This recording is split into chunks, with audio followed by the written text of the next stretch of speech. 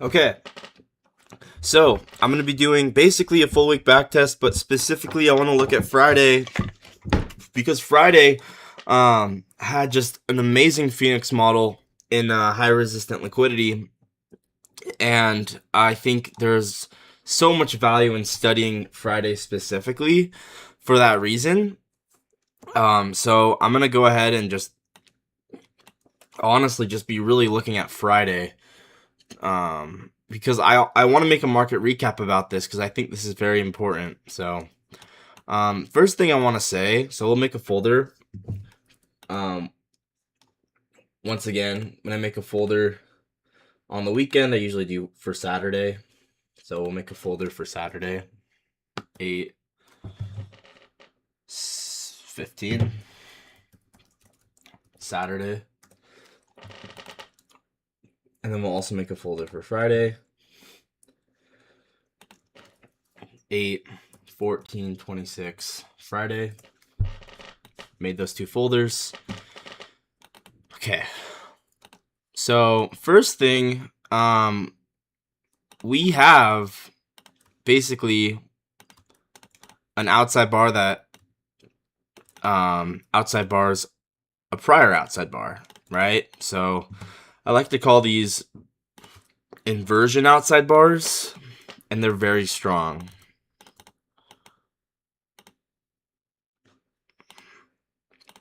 So let's start here. So this is an hourly, what I call an inversion outside bar.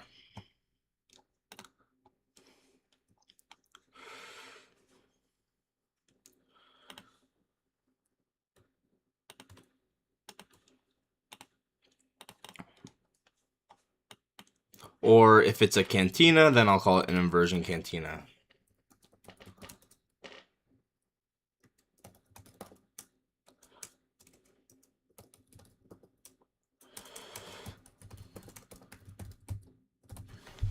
Right?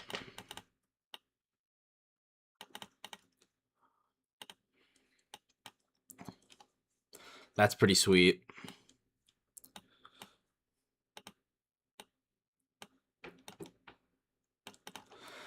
And then here you have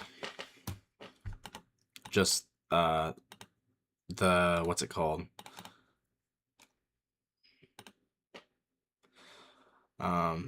The actual entry.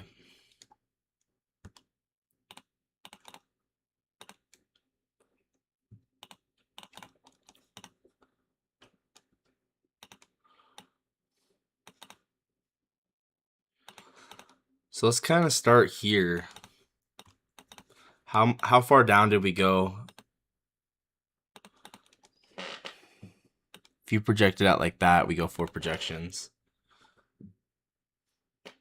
But why would you project it out like that? You wouldn't, because you wouldn't have that candle there yet. So let's start here.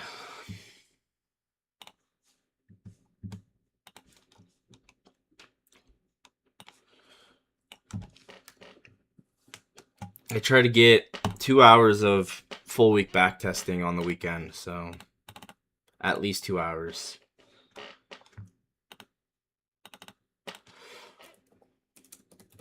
Hourly inversion outside bar.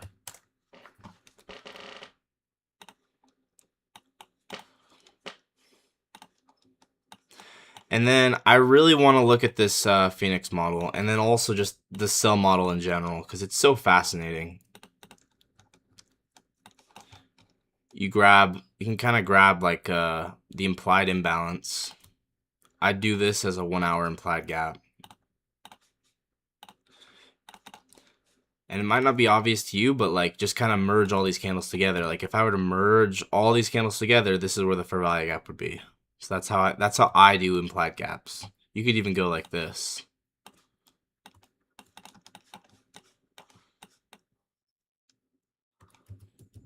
Looks like this is better though.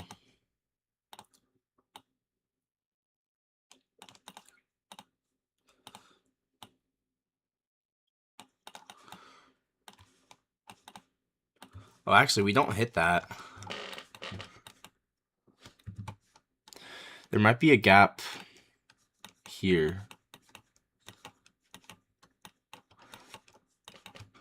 Or maybe it was a new week opening gap or a daily volume balance.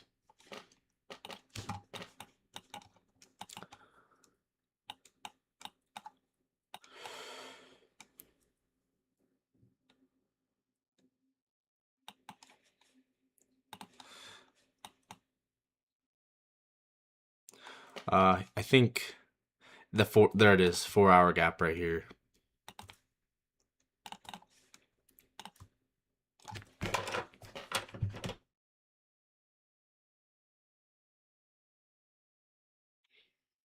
Sorry, Siri was being weird.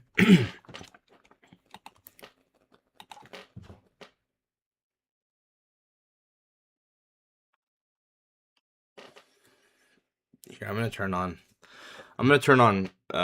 notifications on my phone because it's being weird.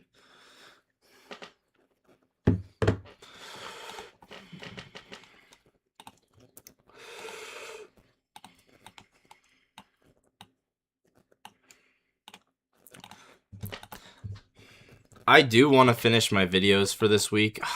Man, I have all 5 videos edited that I could have uploaded. I just haven't edited them. I need to do that. So,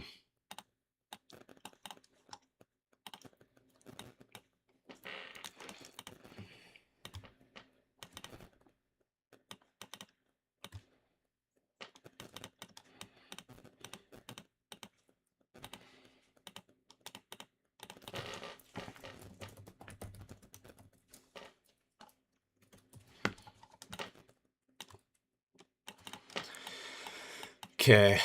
I'm so curious. Was there any new week opening gaps? There's probably a daily volume balance or something, but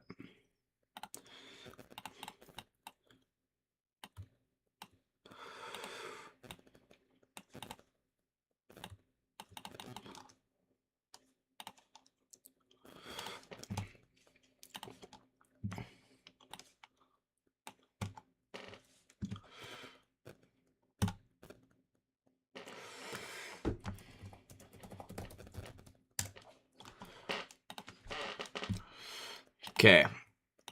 What I want to get at is that it's so beautiful actually. We have previous day's high here that gets swept, okay?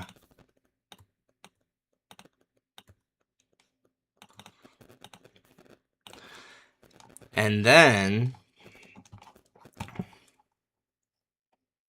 there might have even been SMT with it. Oh man, I need to delete that template. What the heck is that?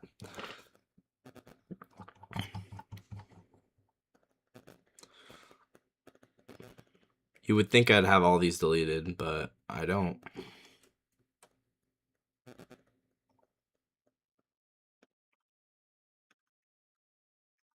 I don't even know where it went.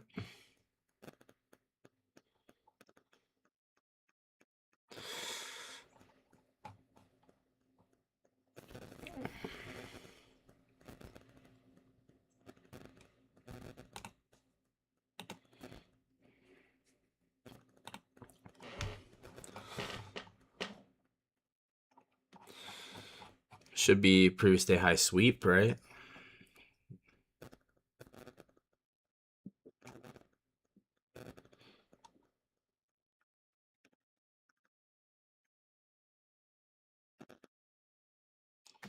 Maybe I don't have it.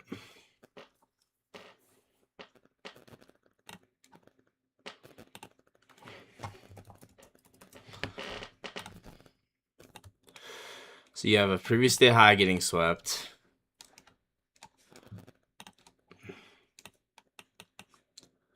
My guess is there was SMT with that. So I want to check that.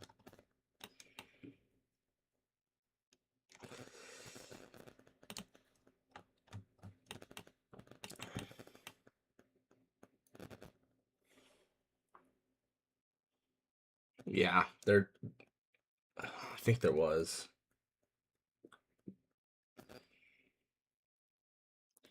Yeah. for sure with YM.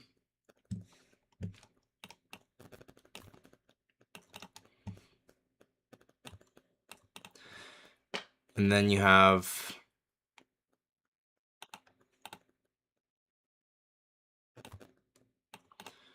this equal high sweep. This triple equal high sweep.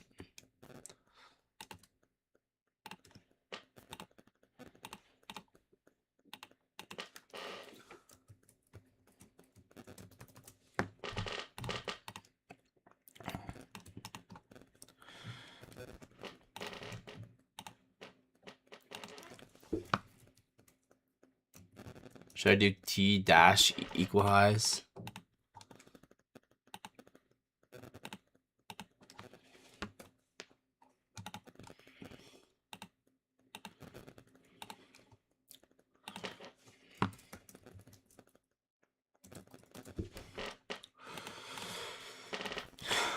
Yeah. And then you just have this high resistant curve all through here.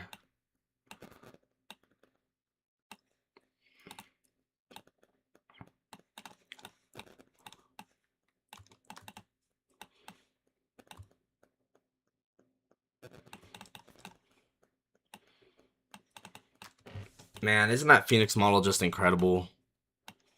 So we go pull up the True Open snapshot from over here, and you'll see that is a Phoenix model above all the True Opens, which I refer to as the ghost in the machine.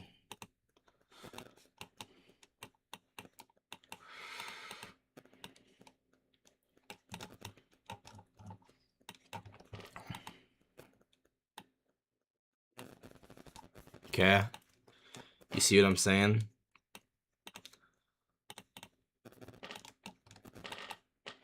You have a 1 minute rejection block. My guess is there's SMT with that high.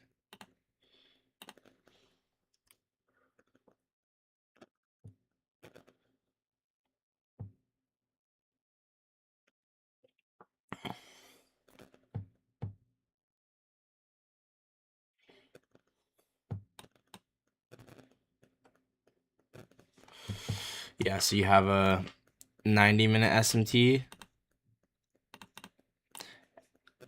And then you have on this time frame probably a 22.5 minute.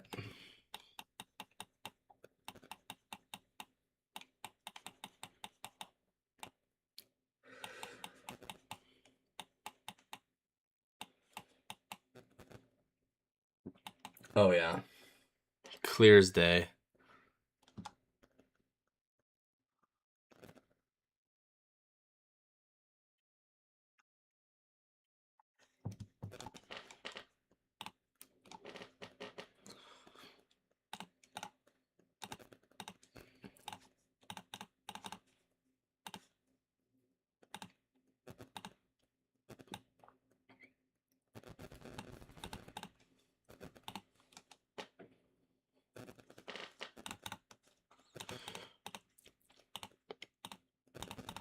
The important part though is that there's SMTs, right?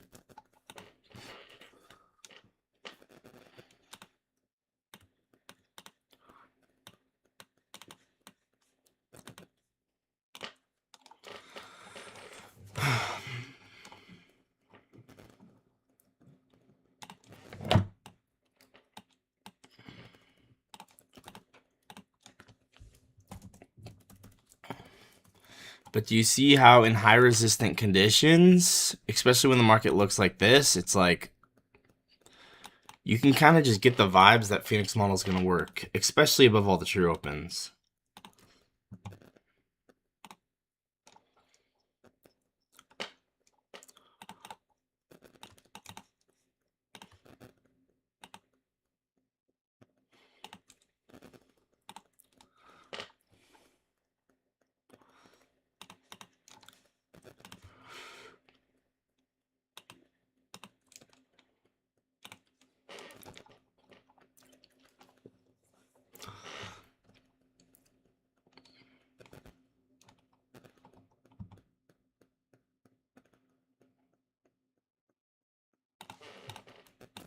And then this one's what time? 10:04. Look at the back test of it. Beautiful.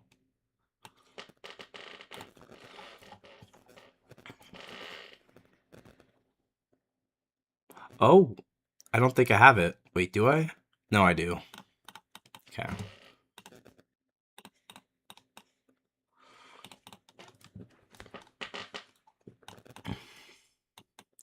So yeah, your external sweep. You have your internal sweep.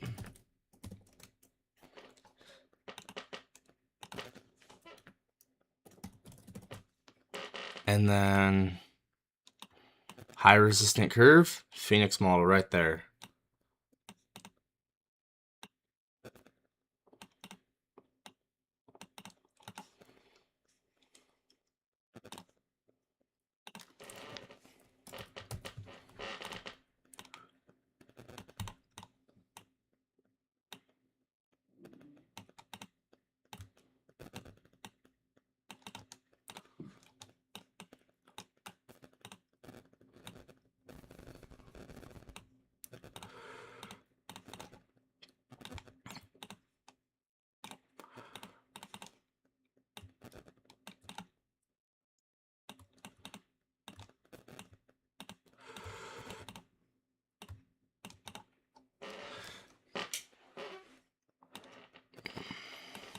And this was not hindsight because I charted it out literally as it was happening.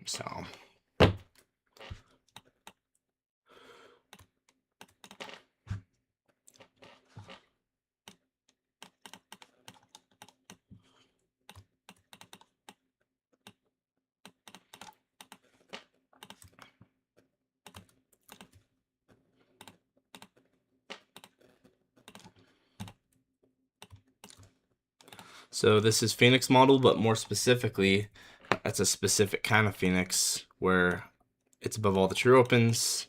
I refer to this as the ghost in the machine.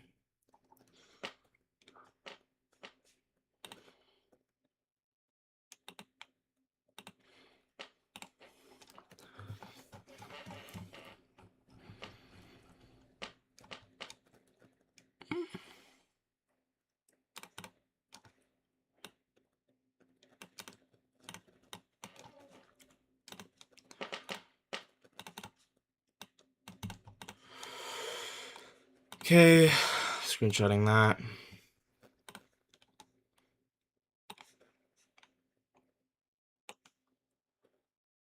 10:06. Phoenix model on the 1 minute in high resistant conditions.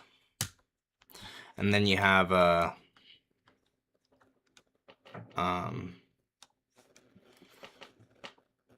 yeah, the ghost in the machine, right?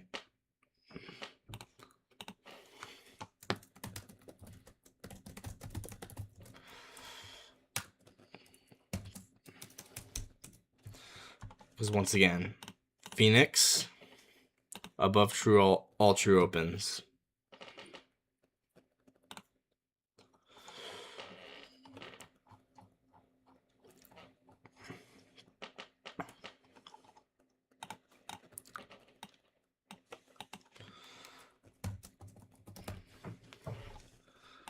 What was the other condition?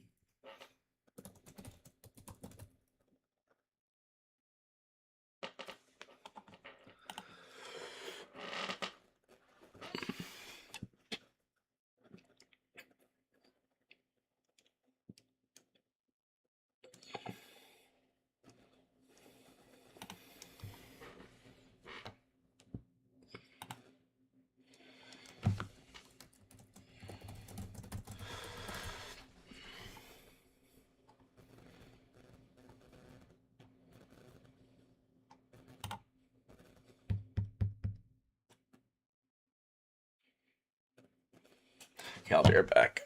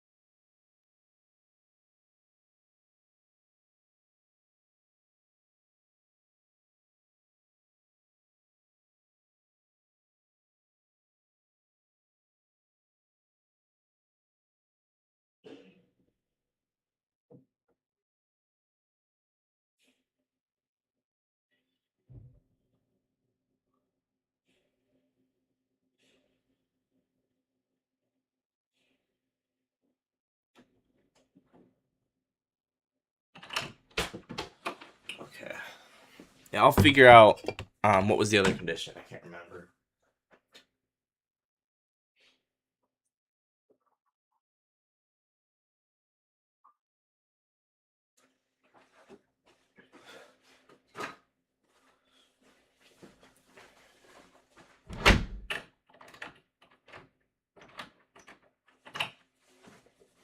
Okay.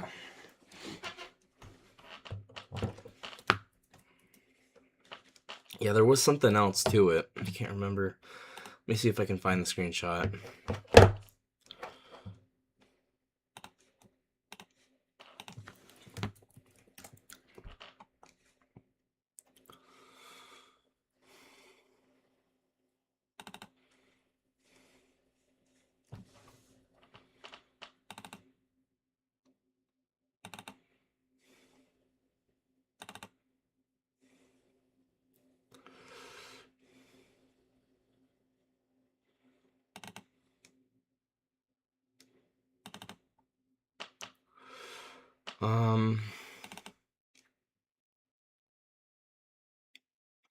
Yeah, I legit. Where did I make the official notes on it?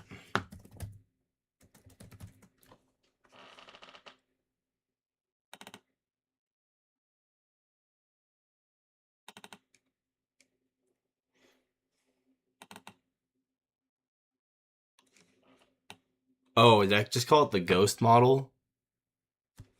Oh, I called it the ghost model.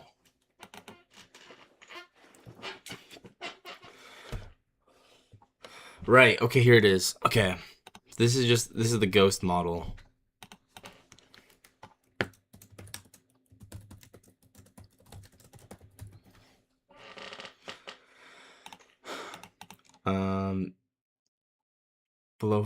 Below above 4 consecutive true opens.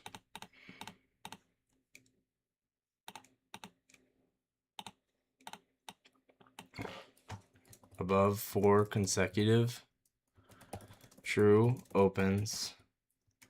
2 Phoenix model. 3 time-based SMT.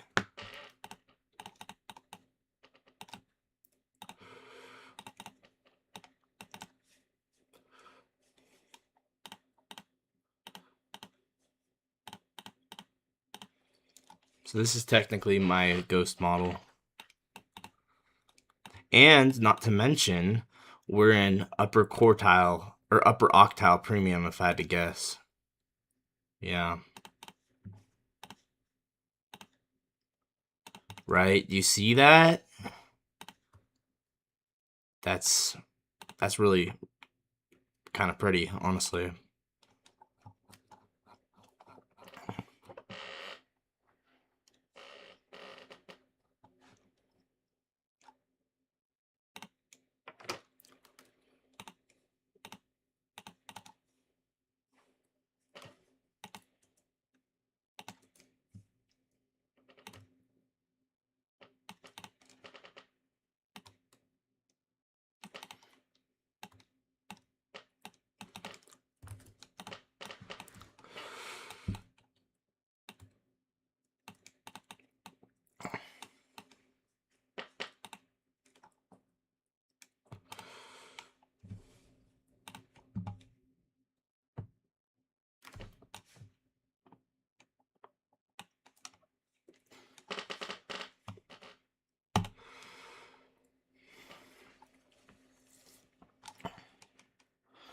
Right, so 10:06, ghost on the 1 minute.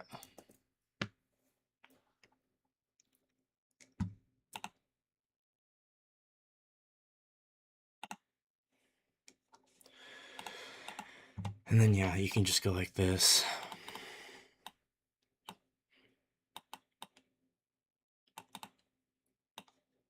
That was awesome. So I do think I'll make a video on this. I mean, you have another Phoenix right here, which is so cool. It's like a Phoenix off of Phoenix, in a way.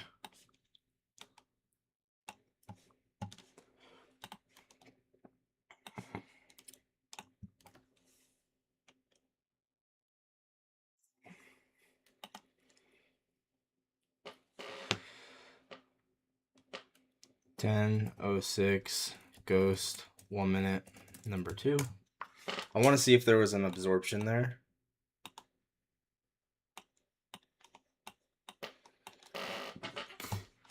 But yeah, I think on the low time frame,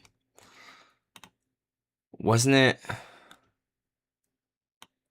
Yeah, there was like a low time frame change in state I wanted to take. Yeah, right here.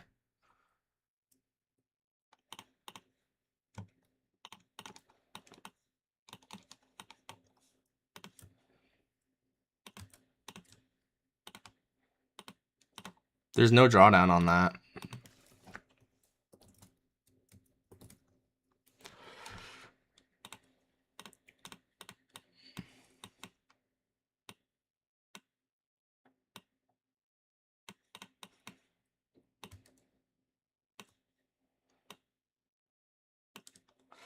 As always, the market's always right.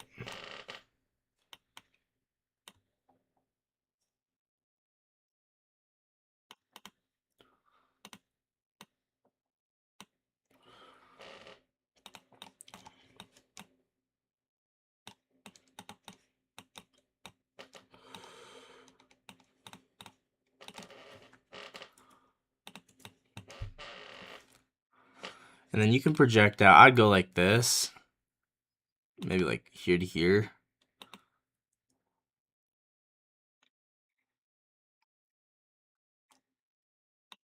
Maybe it's more precise to do it like that. Yeah.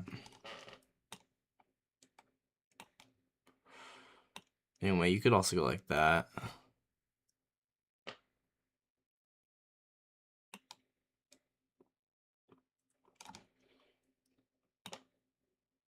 You have 3. We go much further anyway.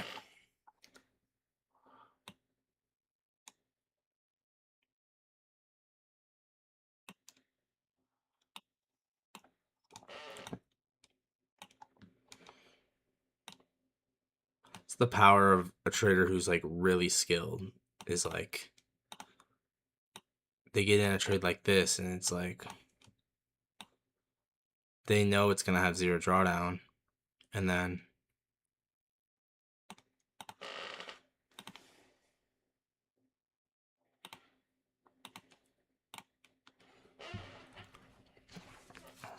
so yeah, delivering from upper octile premium.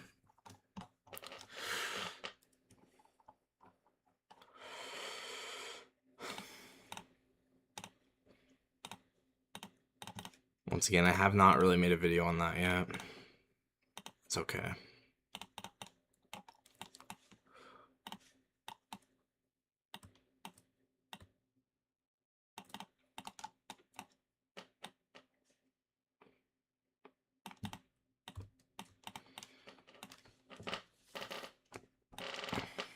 But there's time and price being aligned.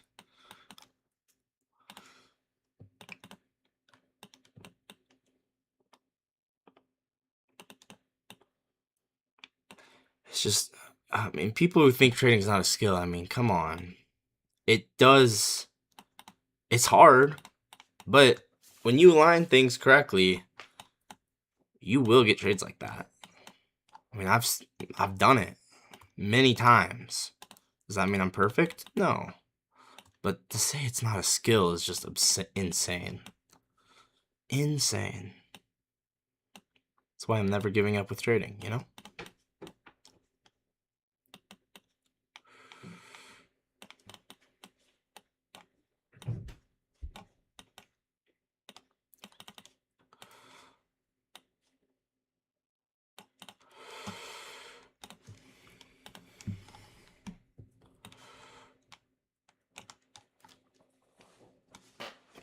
Okay, so this is what I refer to as flow state because, oh my gosh, and it's a digital root of 9. How fancy is that?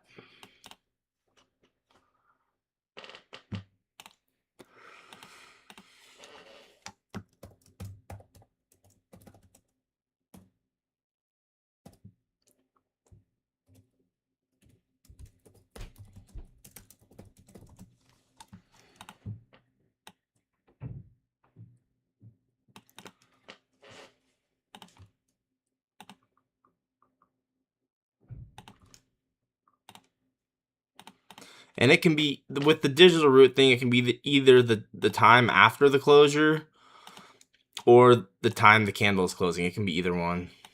That's what I've discovered over time.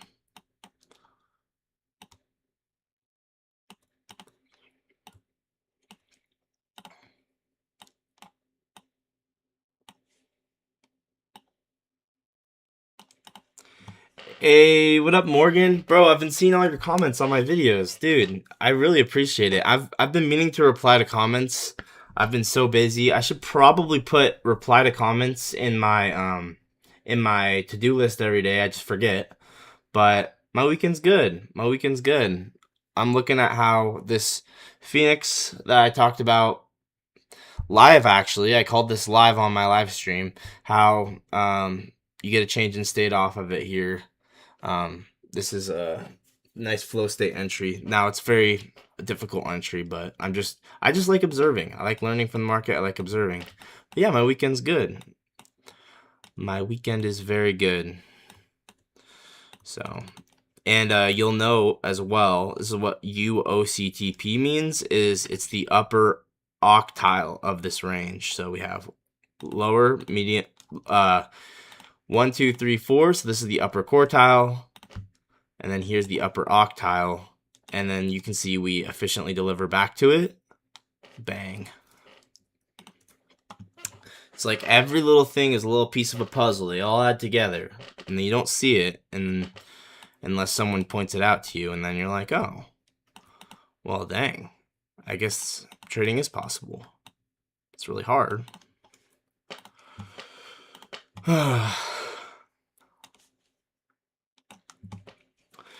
But yeah, my weekend's good. How's your weekend?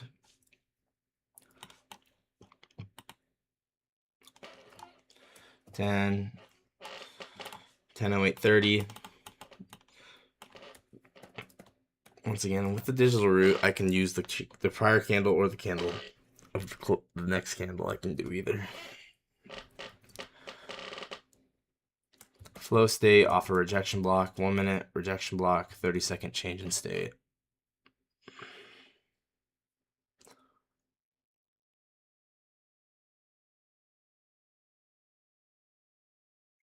This is on Friday, 10:08:30. Perfect. Okay. I mean, as well, just the inversion for value gap here. This also not bad. So I kind of want to look at other things as well. So I might start getting rid of this. It's been fine. Just spent it with my mom and dad. Dude, awesome. Yeah, I've been hanging out with the fam most of the morning and the day, but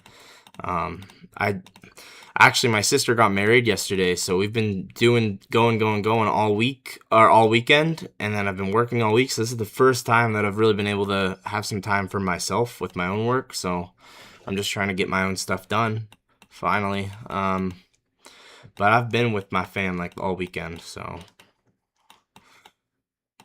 let's kind of look at something else now. What do we want to look at next? I just love these rejection blocks here. Not only is it rejection blocks, but they're propulsion blocks as well. This is something you'll come to realize, guys, is like this is an order block, this is a propulsion block, so you have both a propulsion block and a rejection block together here, and we go lower. So we could mark this out as a here. Let's do that next. So it's the same concept, just with a propulsion block here.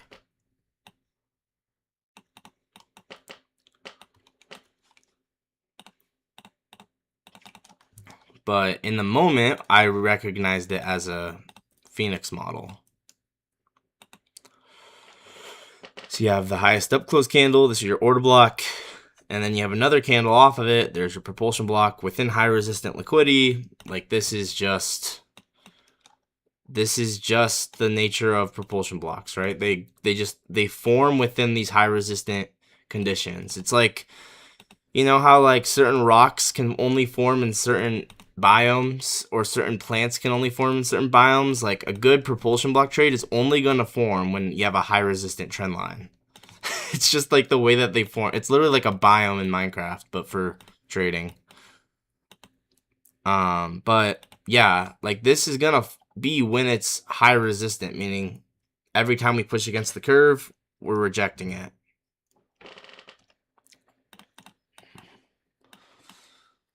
So I've been meaning to reply to your comments and stuff, Gibbs, Morgan. I've seen all of them. I feel bad, but yeah. I've been meaning to reply to comments in general. I just forget. Ooh, yeah, this should be good.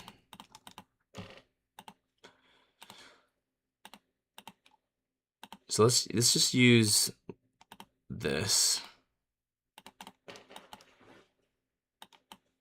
And let's just turn down the opacity on that. Okay.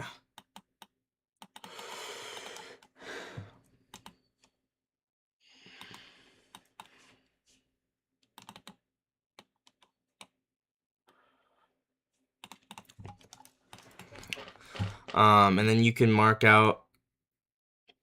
Oh, you're okay. It's no big deal. Yeah, I've been just so freaking busy. I don't get anything done I want to get done. It's so annoying. Like I plan on doing short form videos like every day, and I have them filmed, and then I never get around to editing them. Part of why I'm doing this right now is I want to do a market recap vid for Friday, but I've been forgetting that too. So it's like. So this right here, you guys might remember that I say the 0.25 and 0.5 of a propulsion block are just very sensitive. And so just remember that, right? If you're ever able to identify all of this in real time, which don't get me wrong is really hard, but it is possible, and this is just part of the skill of trading is growing with this skill. But if you can ever identify this in the live markets, this is what this range between 0.25 and 0.5 of a propulsion block. It's what I called the CI. It's what I nicknamed the CI. It's very sensitive area of a propulsion block. And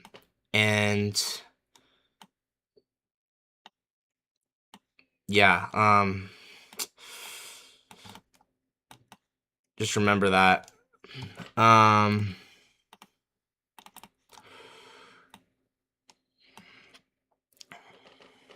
Let's screenshot this first.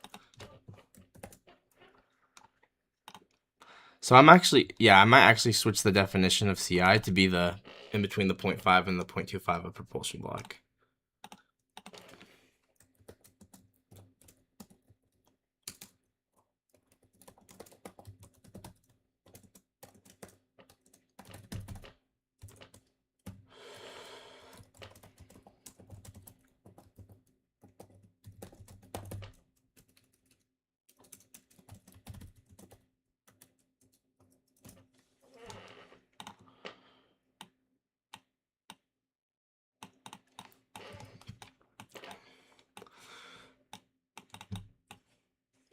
Pretty sweet.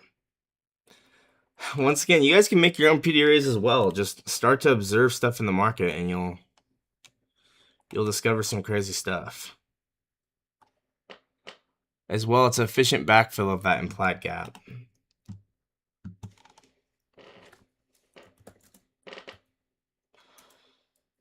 CI new definition, kind of.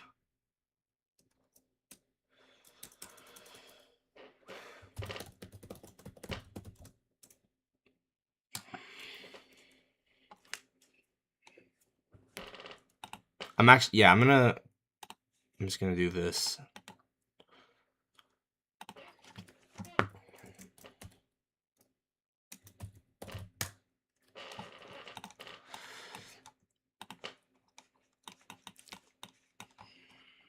And then yeah, the same thing here, right? Dynamis.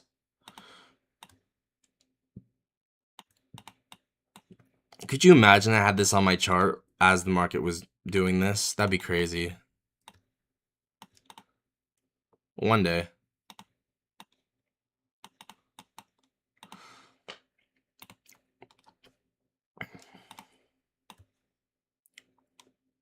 I kind of did.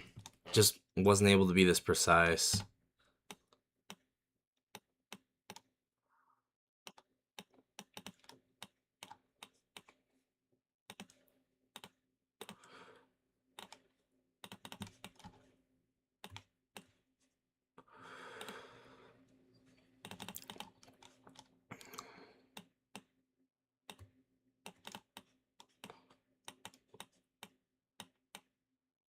We don't even need that.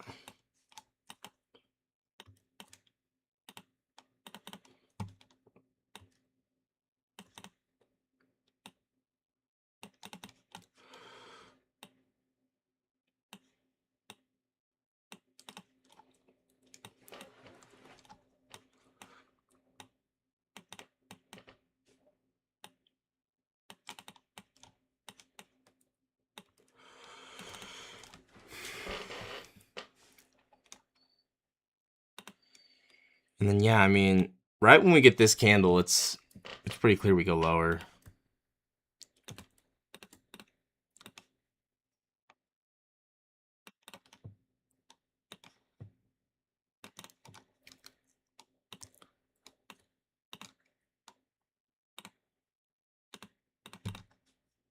I don't even mind not having that.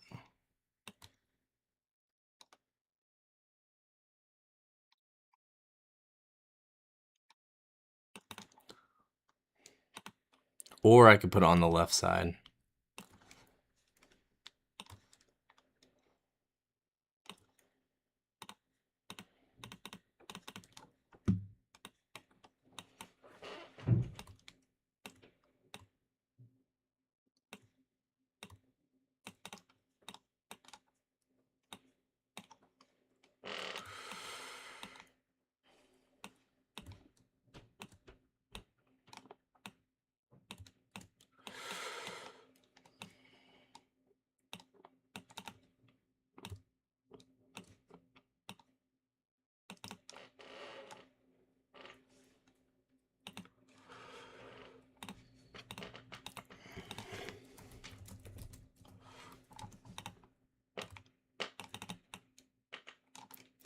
So what I call dynamis, change of state off for propulsion block. There's no drawdown here.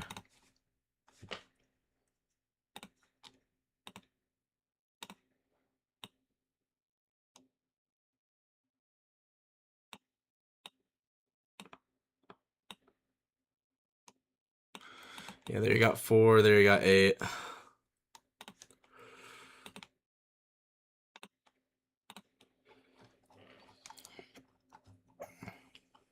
We could add this to the standard deviation video, honestly.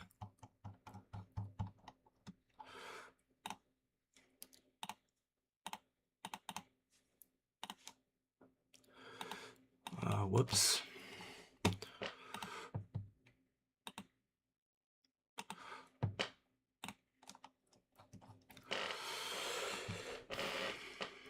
So we've been going 45 minutes. I have about an hour and I don't even know how much left. An hour and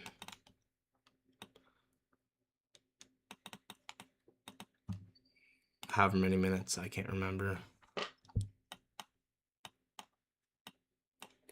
An hour and 15 minutes.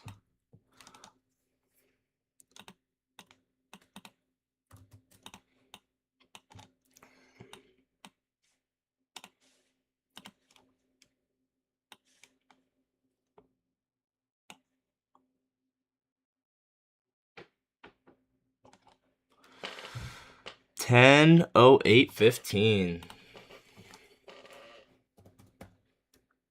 We could actually use 10:08 once again.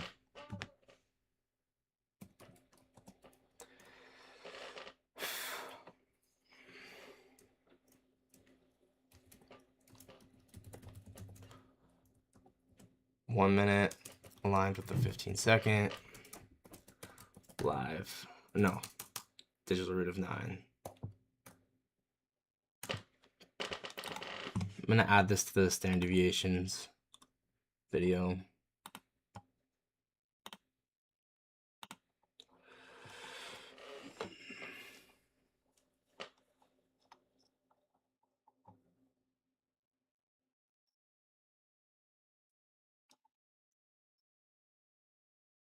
Where is the standard deviations video?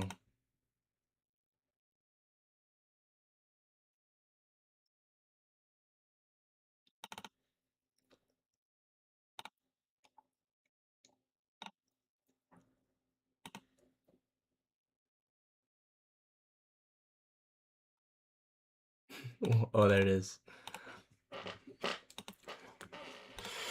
Okay. I kind of look at something else. I want to have enough to actually review the market for a market recap for Friday. So you have the first presented gap as a suspension block. We backfill it, push higher.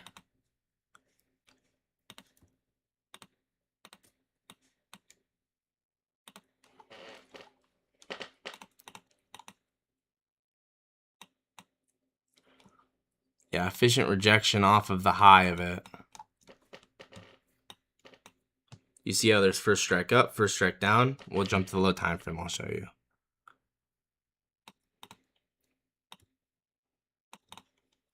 First, let's get the volume balances on either side.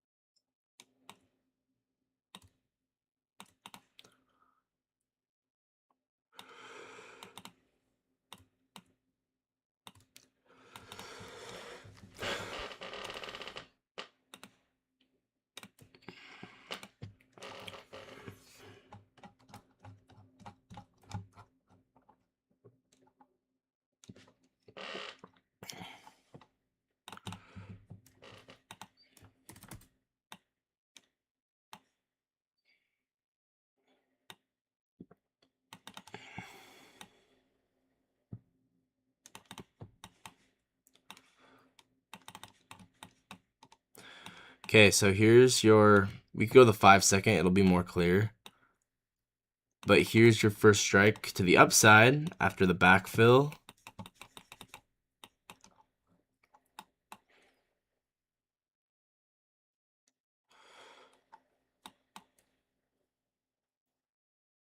I mean, is there a really obvious one? Not really. I guess here, maybe.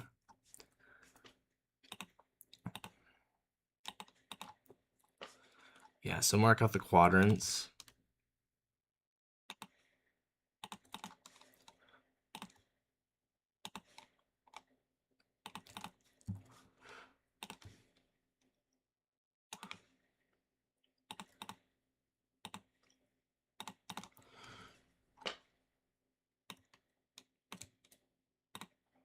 You can kind of see the market building off of this.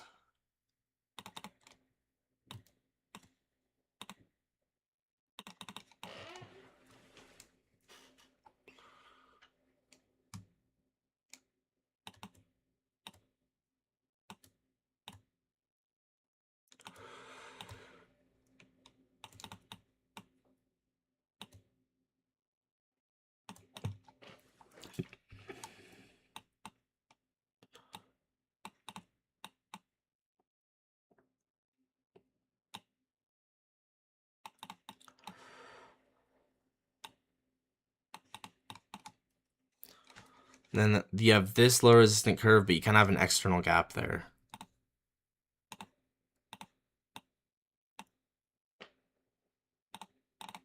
So you have to be careful with this, but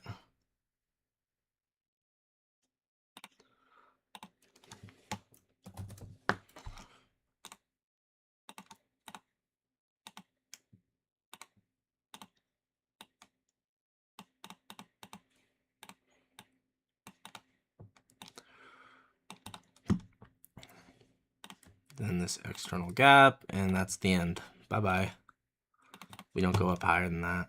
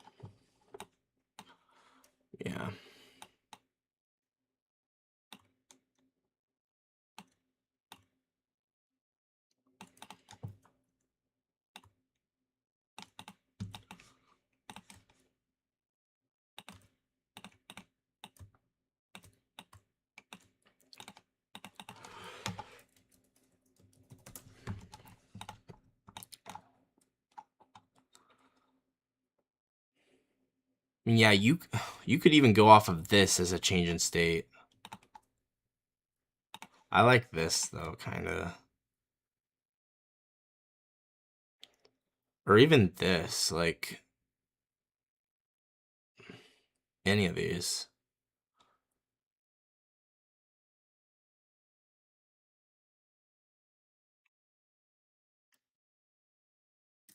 I guess maybe there's nothing obvious, but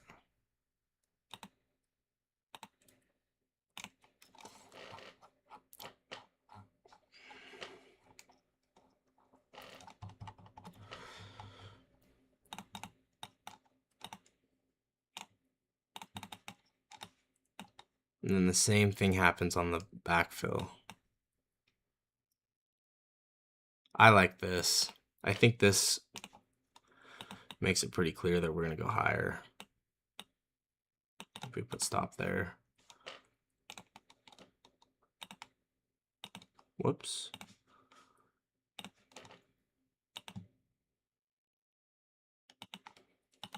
Yeah, you could even just target 2 projections.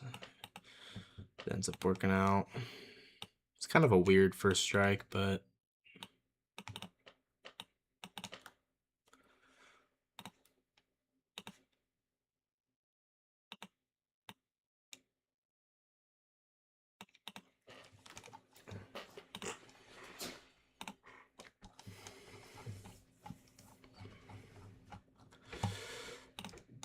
yeah, I don't know how much I like it, but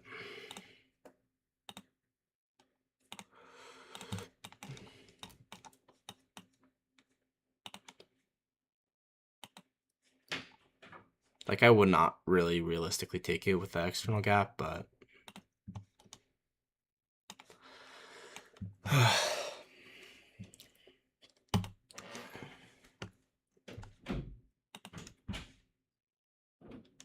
10:02:25.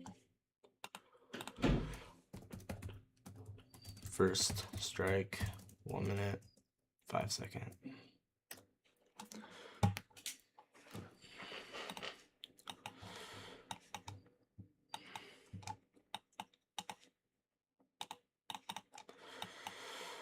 I'll be right back again.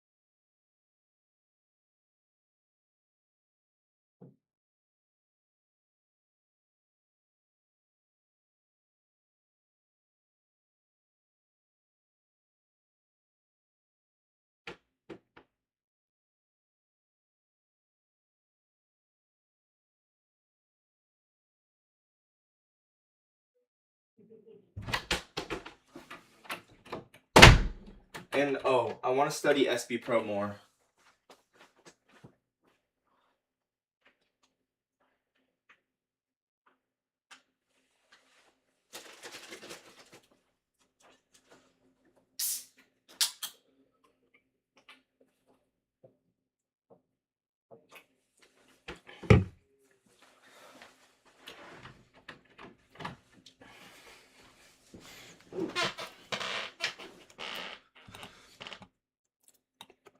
I mean, we could really quickly look and talk about this.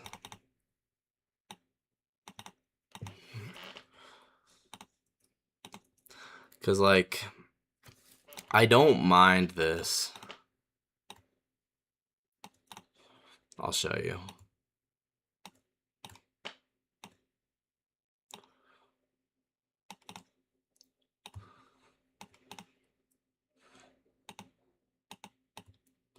Like, I really don't mind this at all. We're already delivering from Phoenix.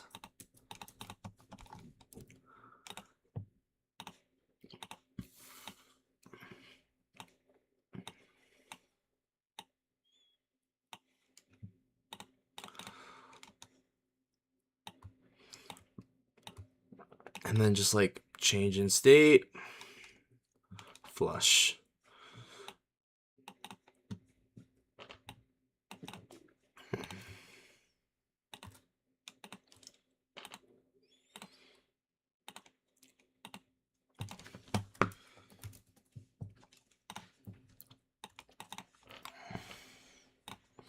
And it's strange because this happens outside of the macro. But it's almost like when the macro sucks, you can kind of expect that. I don't know.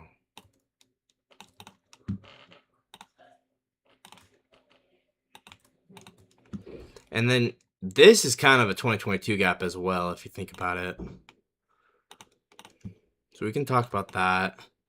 It's also kind of a silver bullet. Like, I would consider this suspension block silver bullet and this. I would consider them both silver bullet. Really, what I consider a silver bullet is literally just any 2022 model gap after 10 a.m. really.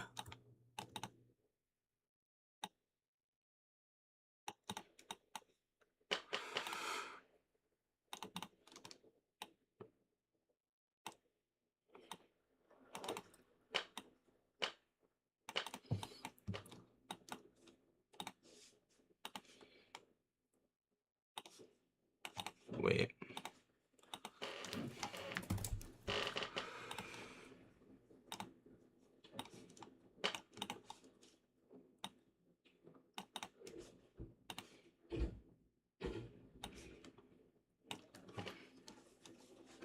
So yeah, I would consider that first strike, 10-15.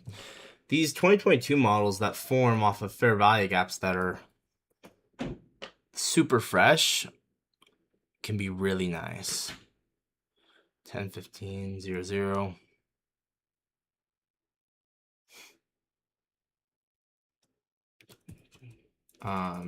First strike, 1 minute, aligned with the 1 minute.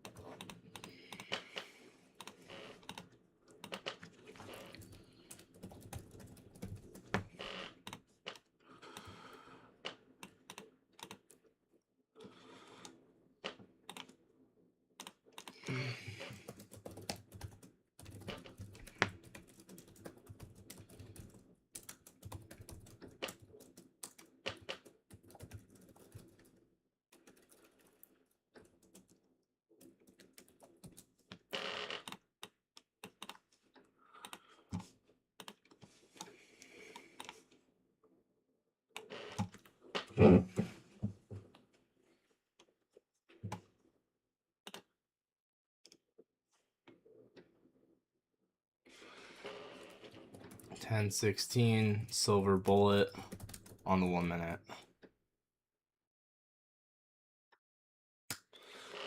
And I'm gonna also make a note, like,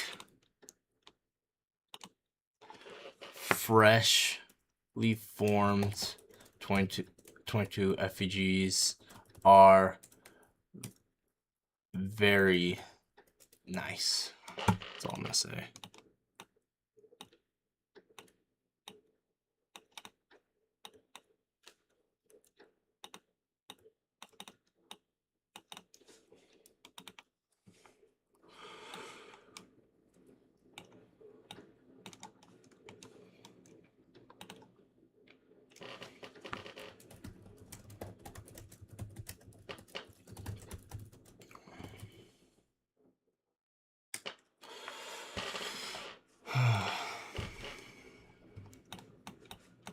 Look how far we delivered from that gap.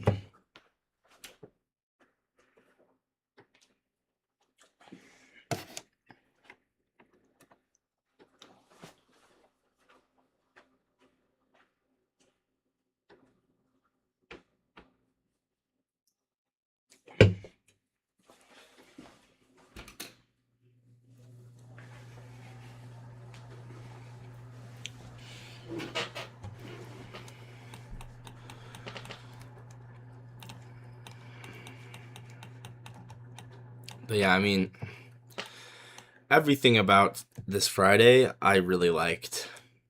I really did. I mean, it's just accumulation, manipulation, distribution on both the high time frame and the low time frame.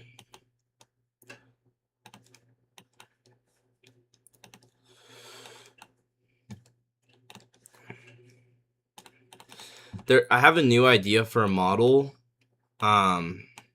which I'm gonna refer to as the Zenith model. And it's based off of range projections. Basically, my thoughts are, okay, off a range, off a projection off of it, I want to use that level as a PD array, right? So this would be a PD array for Zenith. This would be a PD array for Zenith. Or even this range here.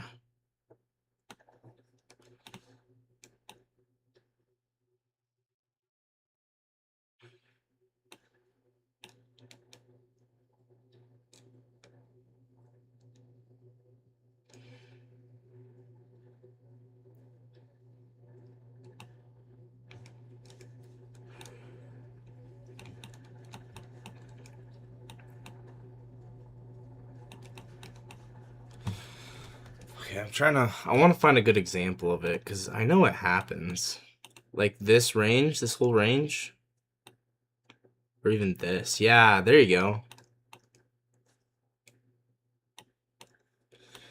So this is perfect. This is like precisely what I wanted to get at. So you have an accumulation range measured from body to body. And then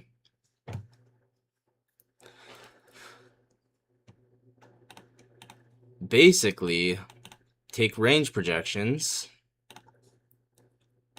So there's 0, there's 0. Either side's going to be 0.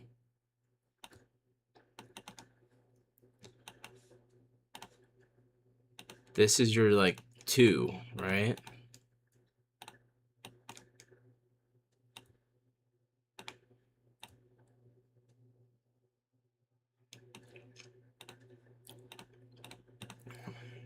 And it's going to be very high RR. But yeah, the way that it's going to work is take this projection of a range. So this is a 2.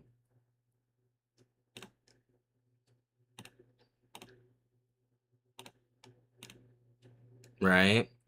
And we're going to basically have this as a PD array in context with liquidity, obviously.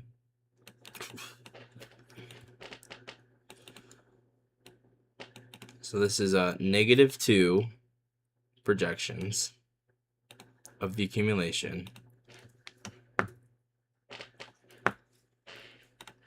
And then you're gonna take this whole range here, I'm pretty sure. You project it the other way. Oh, we didn't hit it.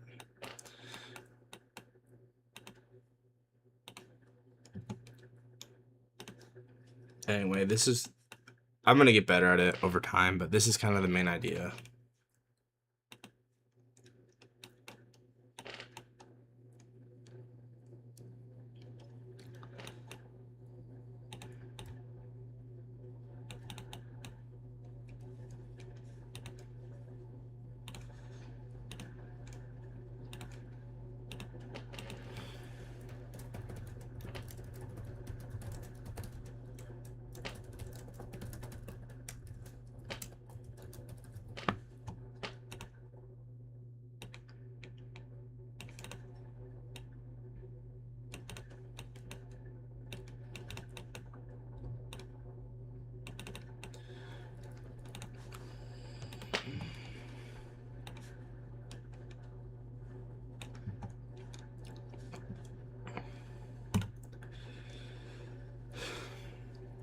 So I'm just gonna mark this out as Zenith model.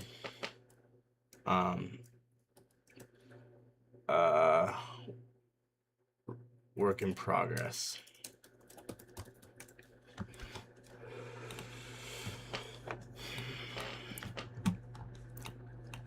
And the market's opened. Obviously, it's been open.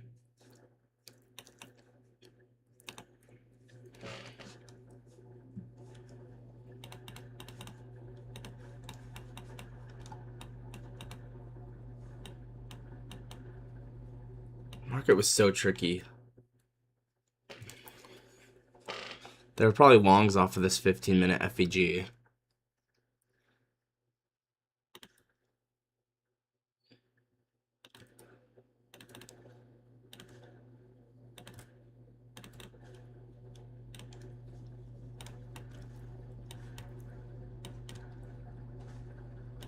Yeah, like on the 30-second.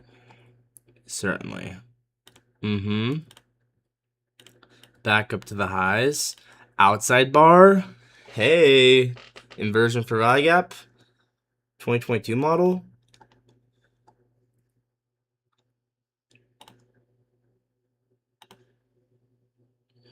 You got all of it.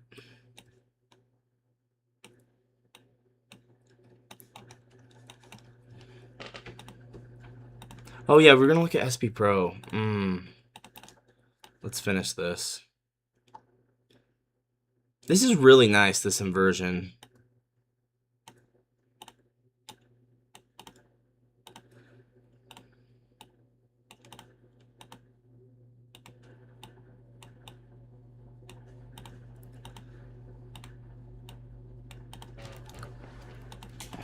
So many different trades within this idea.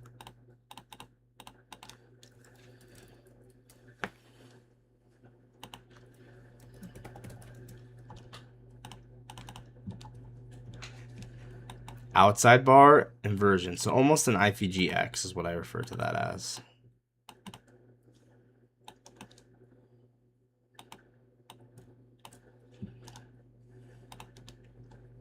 And then, oh, and this inversion is crazy.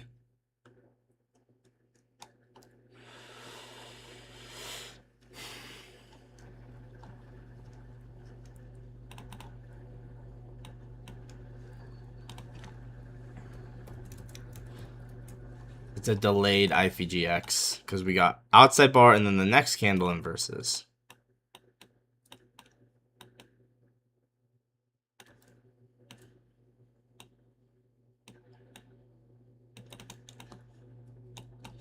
You have market open highs.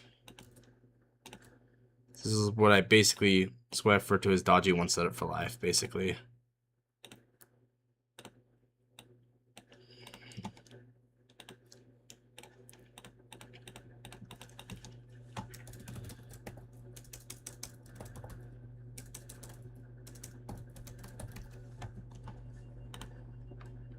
You got all this LRLR to kind of back up this draw as well.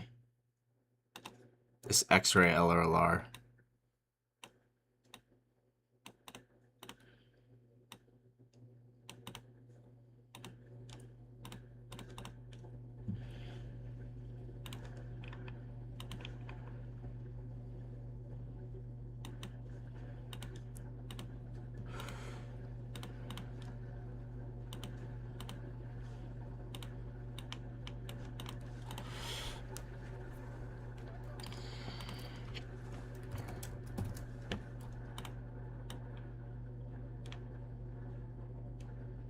and you got this external gap.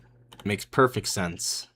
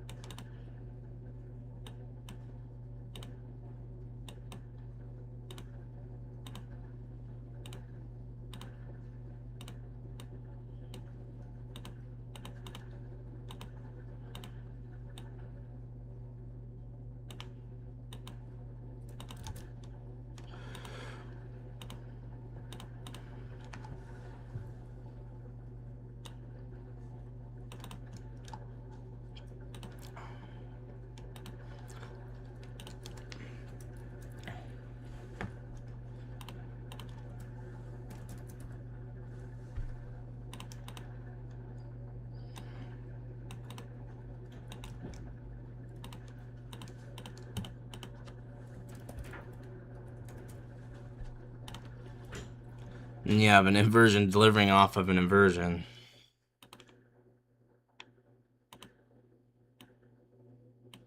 I wouldn't mind an entry on a retest here.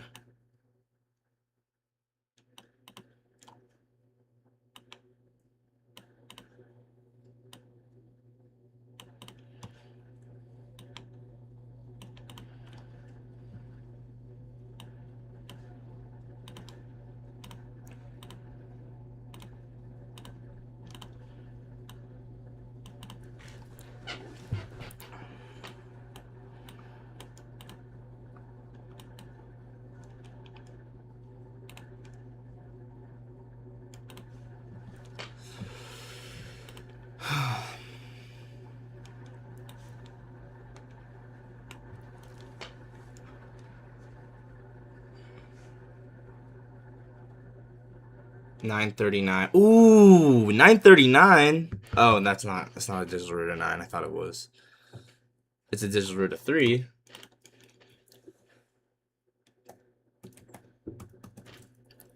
Dodgy. One setup for life. IPG on the 32nd to the market open highs.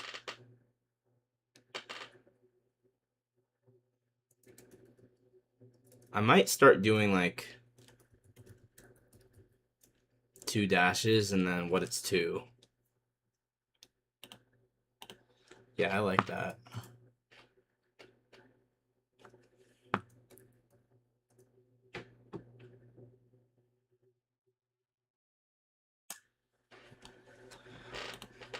No, not data highs. I meant market open highs.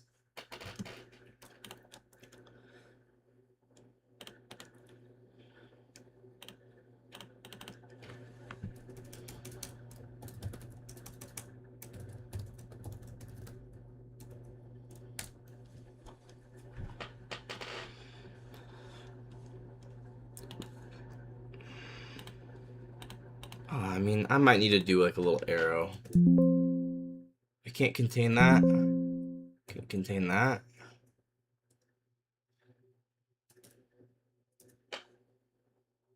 Okay, 2 dashes means like an arrow. That's my new notation for that.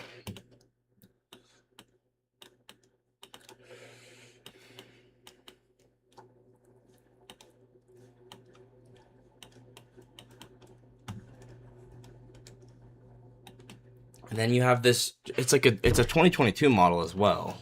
I mean, equilibrium of this price leg is right there. So you got the Halcyon protocol.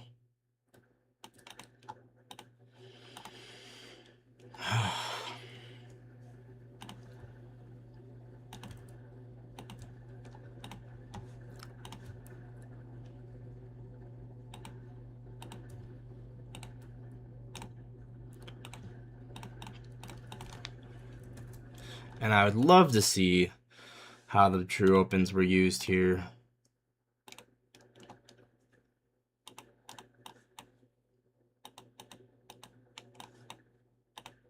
Oh, that's the wrong one.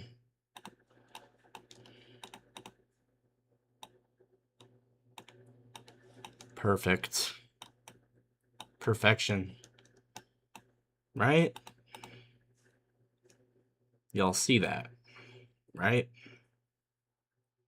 That's why true opens are so important.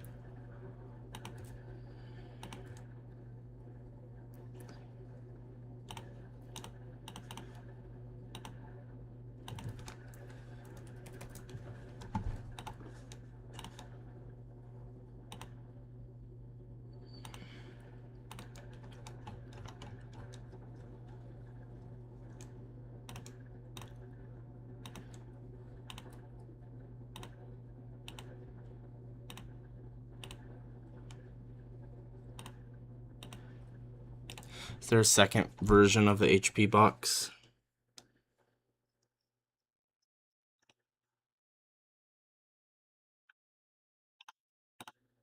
There we go.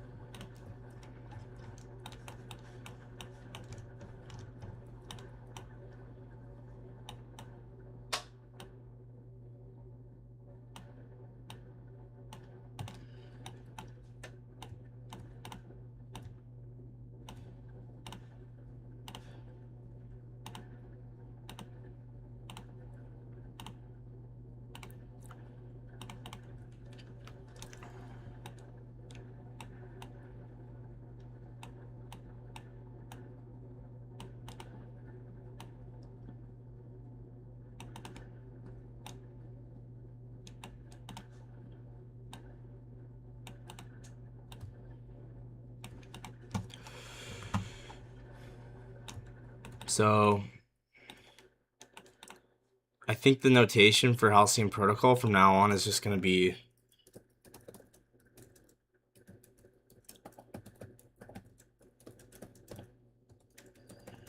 be 2022 model HP. It's just going to be 2022 model HP. No, I'll just do 2022 HP on the...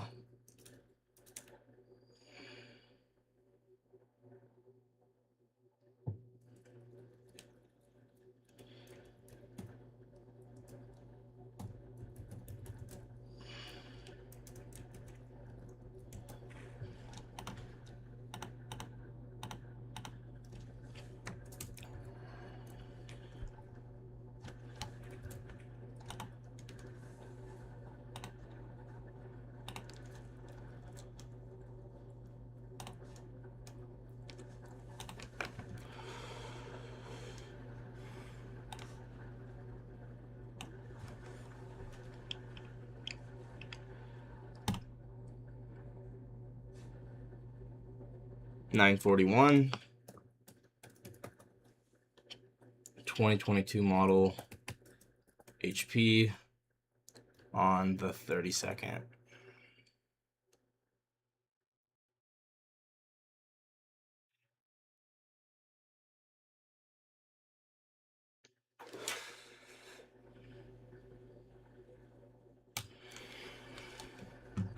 Below all the trigger opens. Beautiful.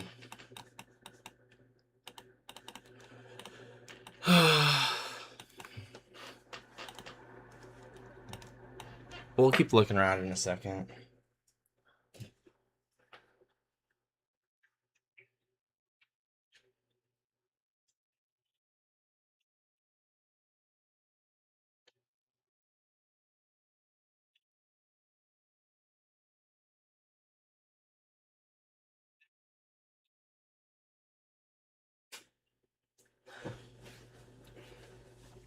Oh yeah, I wanted to look at SB Pro X. It's very important.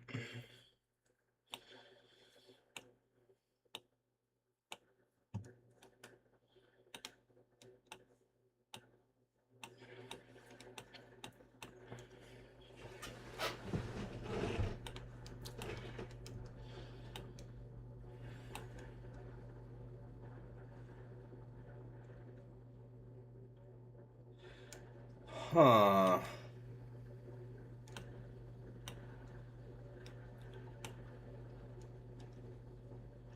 Okay, I'm looking at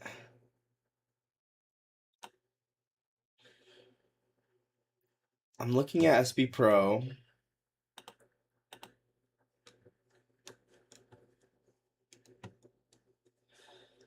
There was a massive absorption here.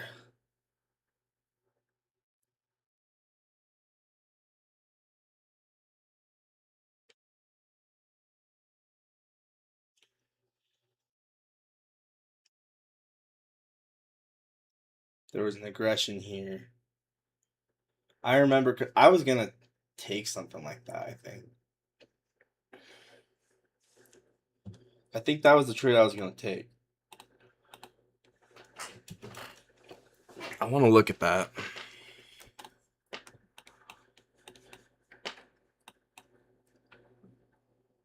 Because we had, basically what we had was, I could be wrong, but I think there's a 5-minute rejection block. Basically, this whole thing was just a beast.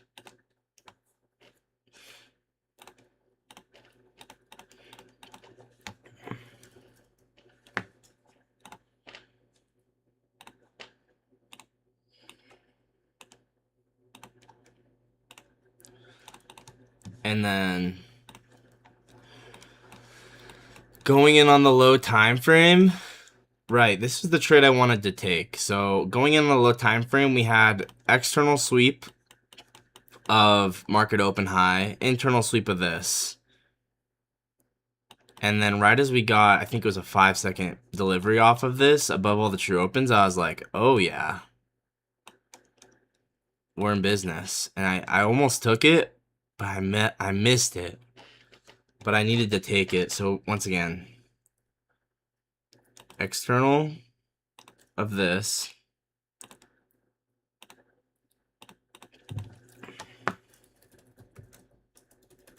Internal sweep of this.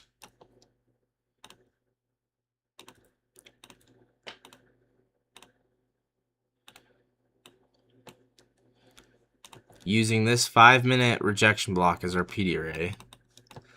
This was my plan for my short. I think, did I have a 15-second entry? I think I was looking at it on the 15-second. Yeah, I mean, a closure was this, did this close beneath this?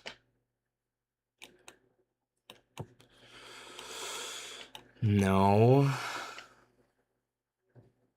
Or it closed at the same spot. I mean, I don't know if that's valid or not, but it feels like it is valid. Anyway, above every true open. Was it on the 10-second? That might have been why. Yeah. Yeah. This is why. 5-minute. Yeah, this is why. I think I was looking at the 10-second. I don't know why I was looking at the 10-second, but I was. And then internal sweep. And then just look at how beautiful this inversion is here. Above all the true opens. And then pair that with this aggression.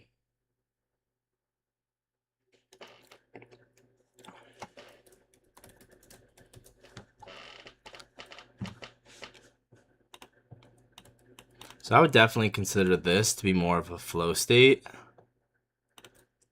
Because I'm really aligning time frames here.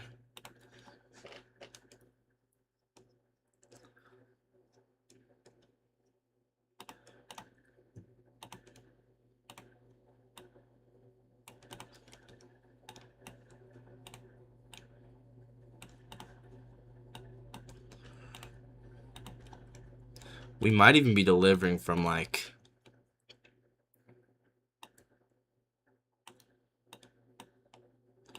the 0.75 of that rejection block.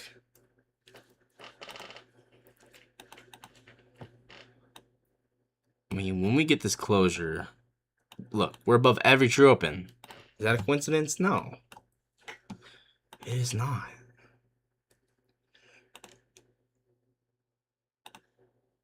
So take note of rejection block 0.75s.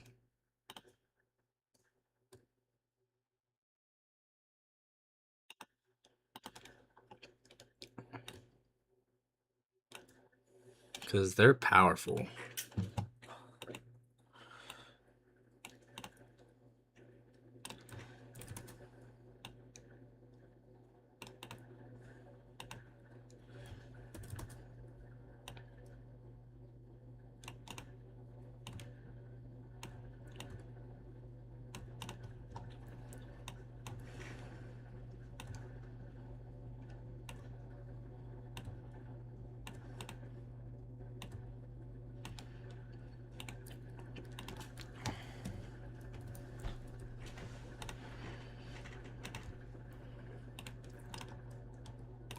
I really like this a lot.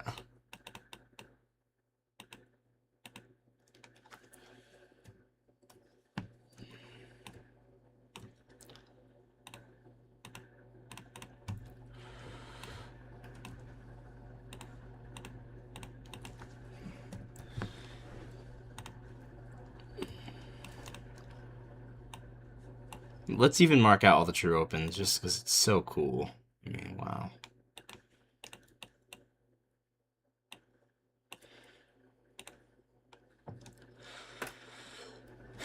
But the signature on this is just incredible.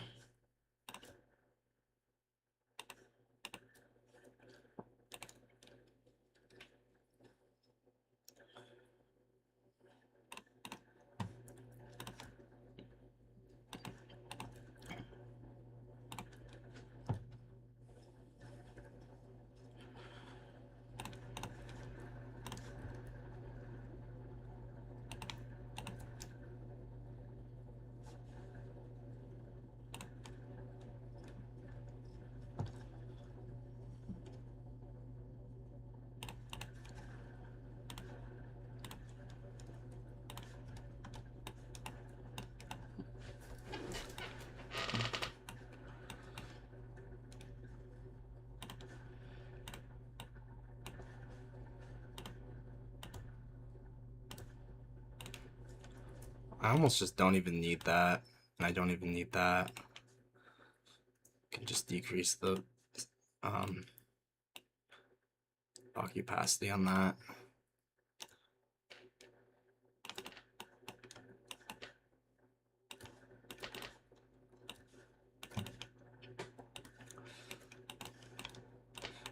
And then honestly, the most obvious target in the world is just that low.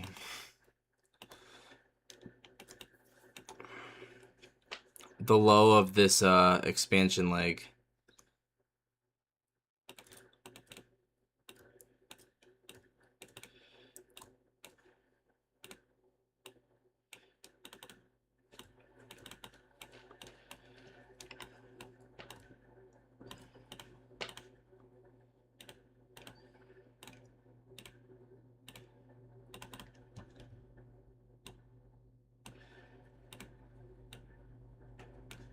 This is the trade I almost took, by the way. I literally almost took this one. But I didn't have Trade of 8 open.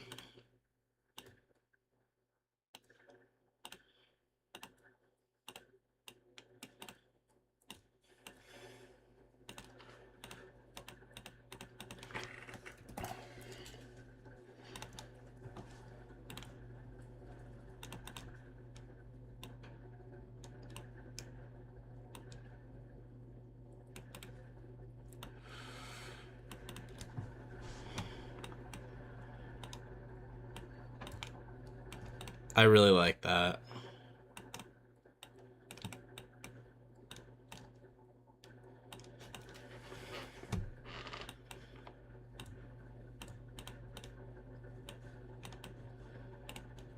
And then there was an aggression, but it happened a little after the inversion.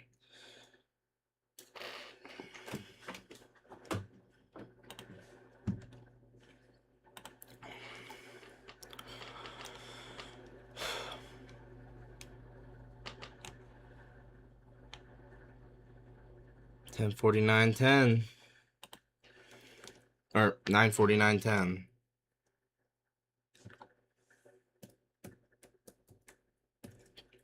Inversion Phi gap on the 10 or no, this is a flow state aligning a 5-minute gap with, or 5-minute rejection block with a 10-second inversion.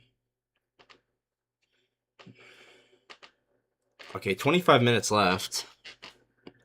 I'm almost done. I want to film a market recap, honestly.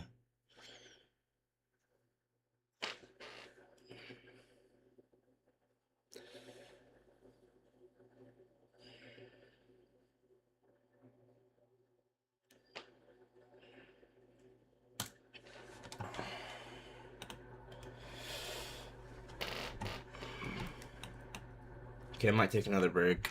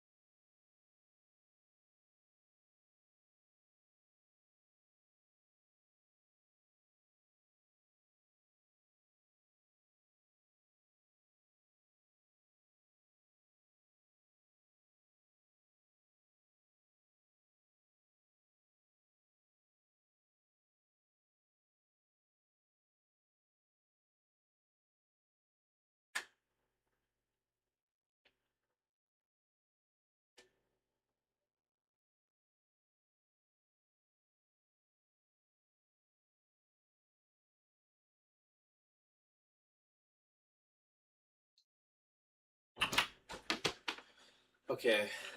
And then I'm going to film a market recap and an asset analysis video. Hopefully. Hopefully I do both. Let's take a break and look at the new day opening gaps.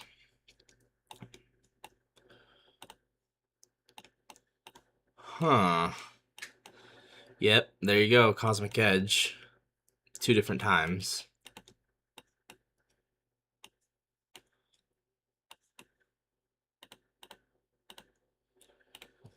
Or no, shadow model.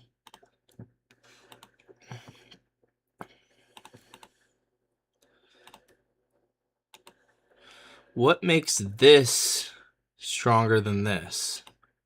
I think this one's strong as well. I think they're both strong.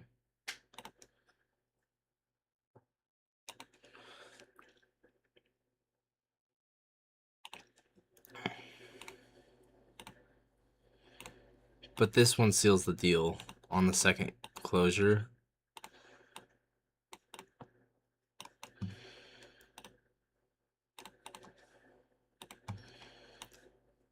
Because you have an order block and a propulsion block.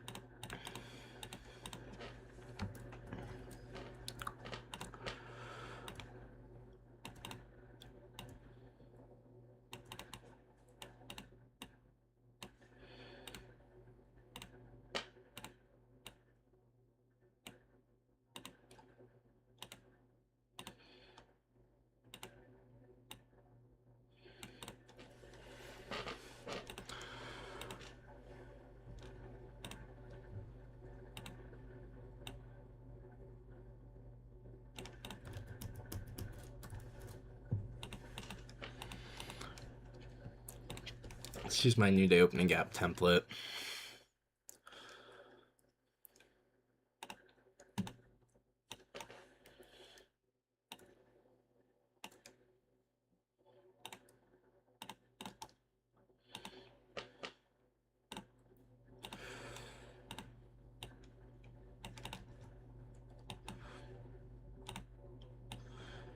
And you have both combined.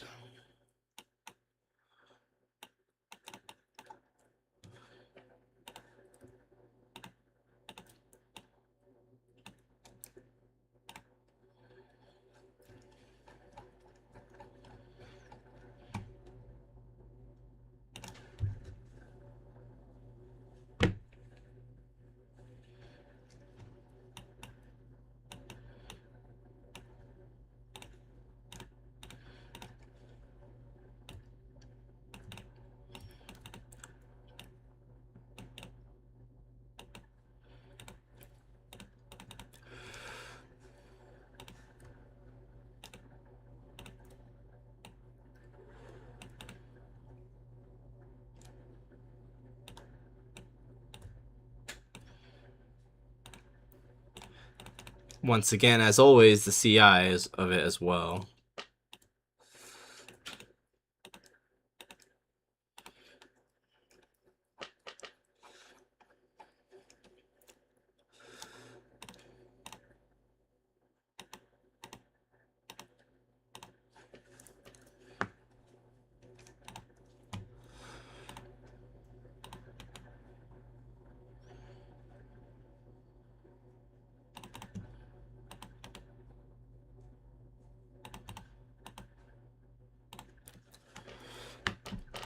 I would love to see if that was used. Yep.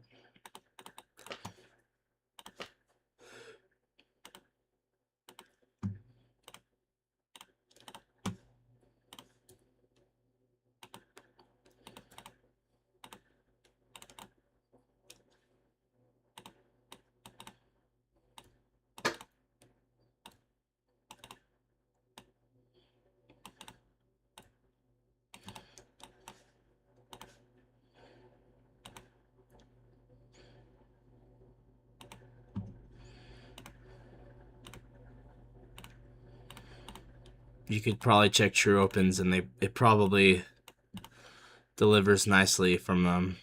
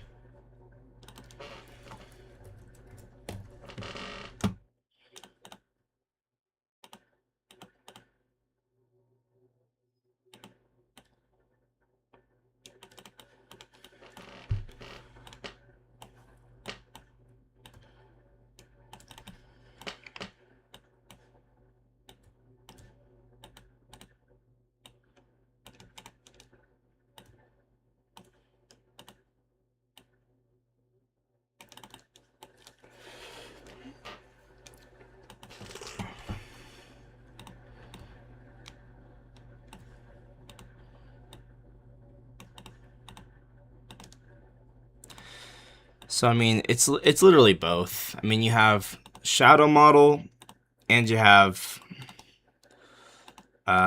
propulsion block.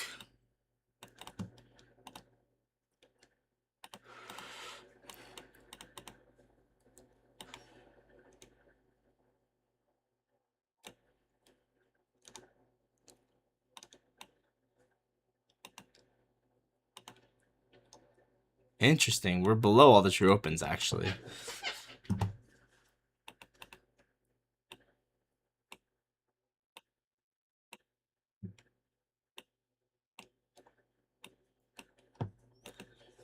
But we were in expansion, so...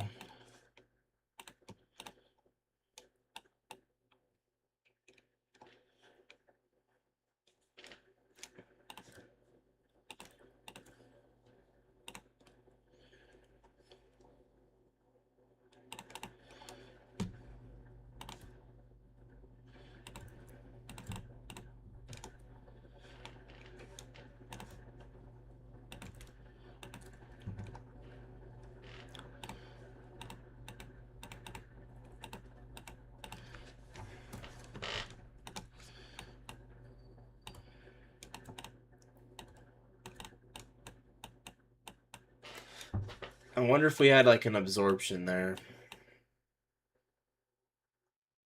What time was this at? We kind of had a whale that got a little stuck, but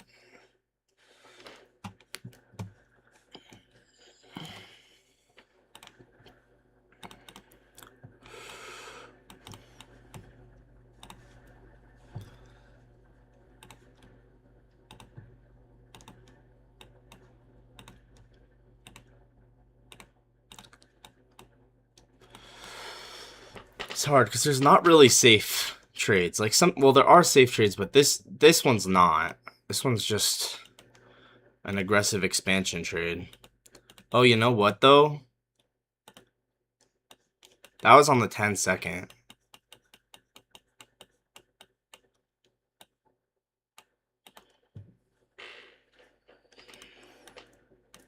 So I actually marked this out completely wrong. We want to use the 15-second. But the same exact thing is applied.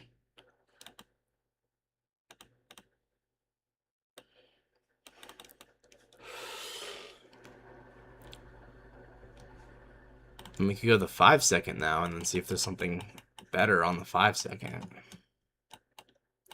Yeah. I like this. Ooh.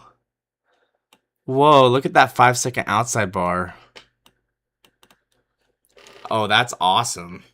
I doubt you'd get that entry, but if you could, if you can't get that one, you'd get this one.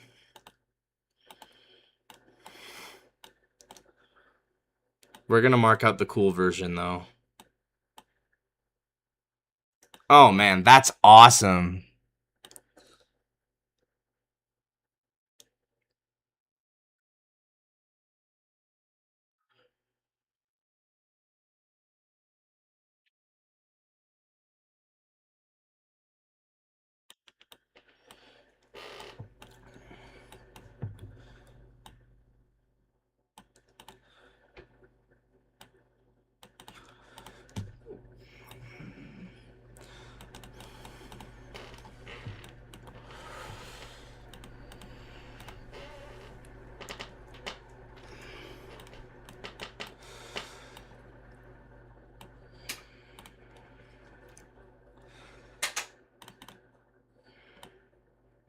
Such a hard trade.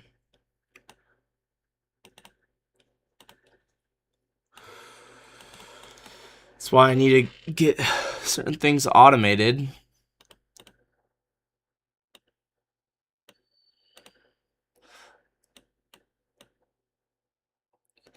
Like, you almost need like a probability machine. Like, if delivering from CI, increase trade whatever by, like, increase the quality of the trade by this much.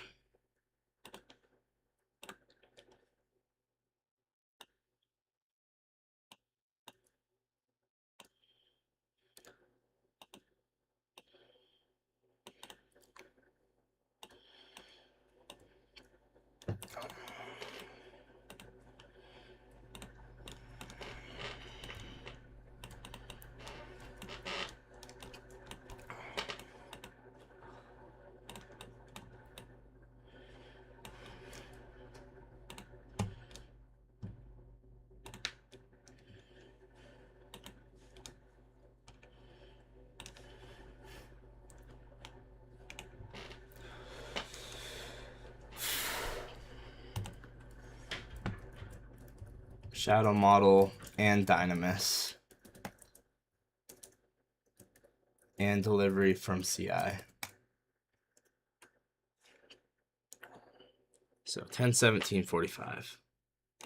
Whoa. 10-17. What? Whoa. 10-17-45. That's a crazy time. You know what that is?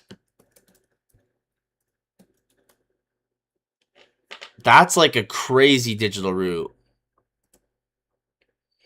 That is a really awesome digital root of 9.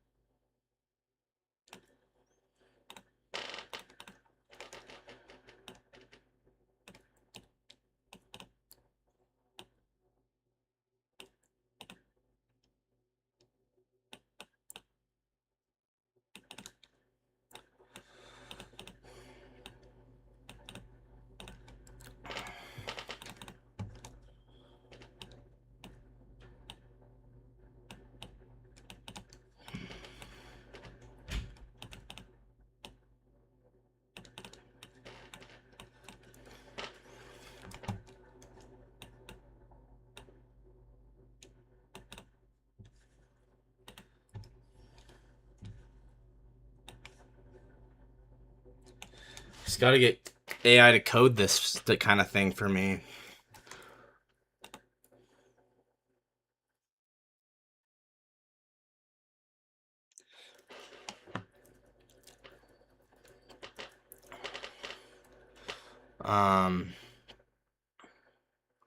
Shadow model. New day opening gap aligned with a 5-second outside bar. Digital root of 9.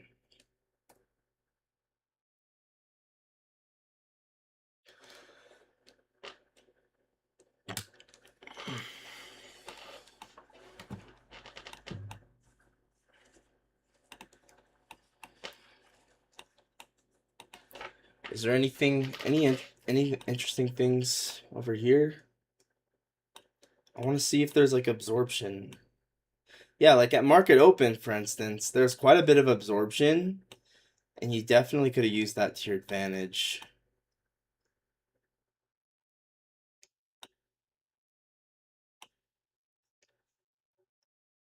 I'm gonna actually turn off the limit orders because they're not helpful. Backtesting with the limit orders is not that helpful. 6 more minutes.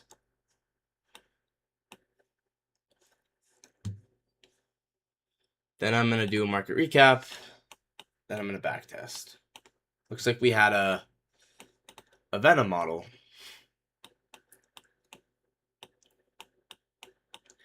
And you have a upward absorption trend.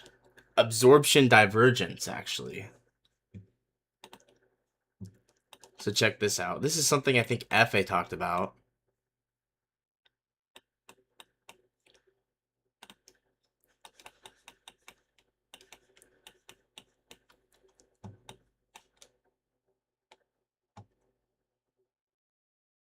But I actually think this is pretty important. So, should be on the 5-second.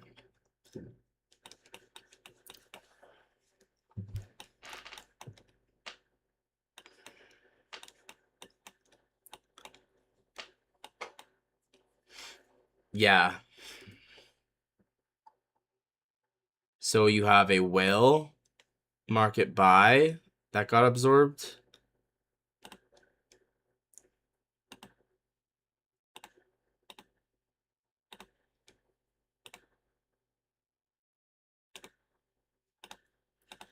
Of 20.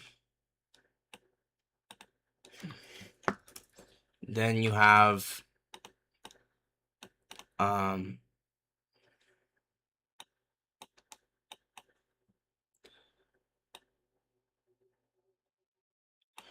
here, let me show. Got market open lows.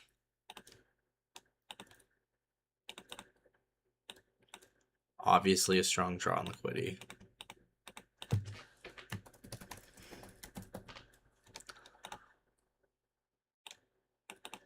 And then you have, yeah, basically absorption divergence into a rejection block.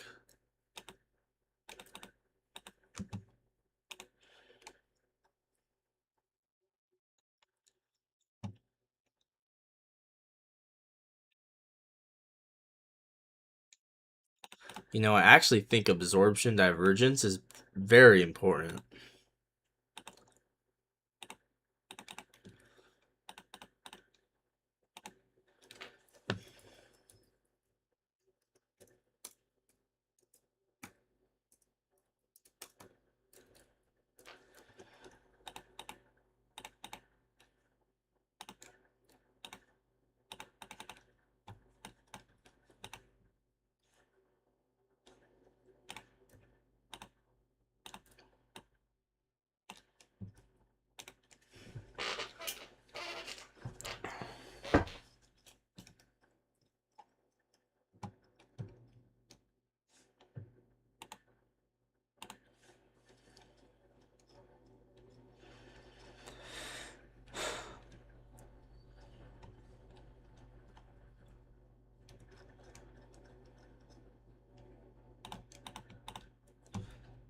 You got the low.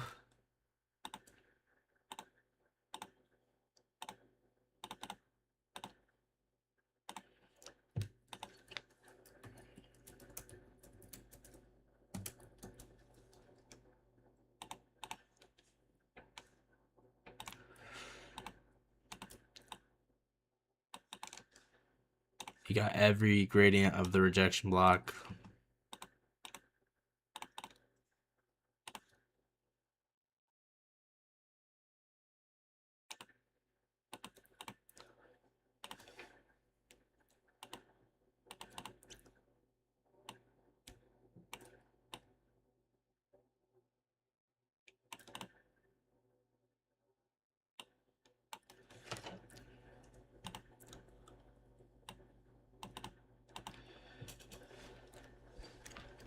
You know, there's something about 0.75 of rejection blocks, honestly.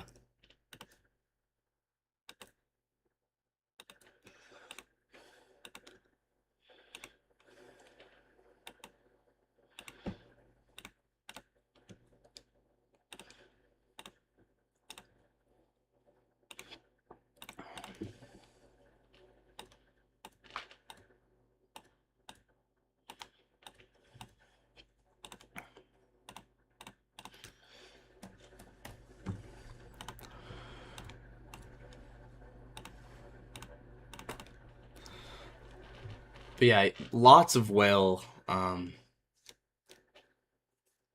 absorption.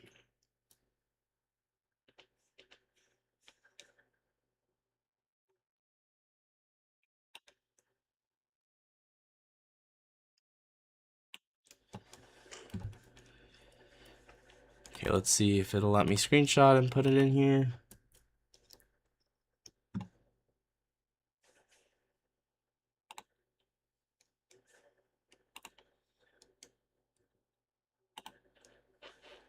Oh, there it is.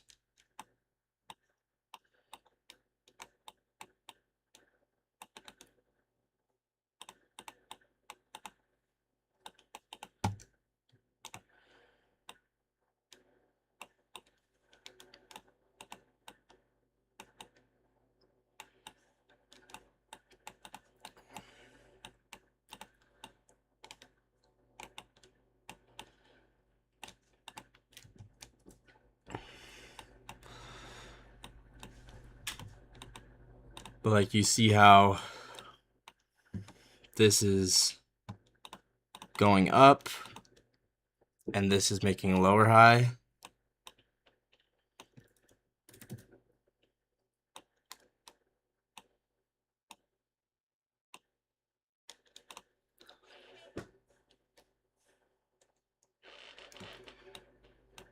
And then you have Venom right there.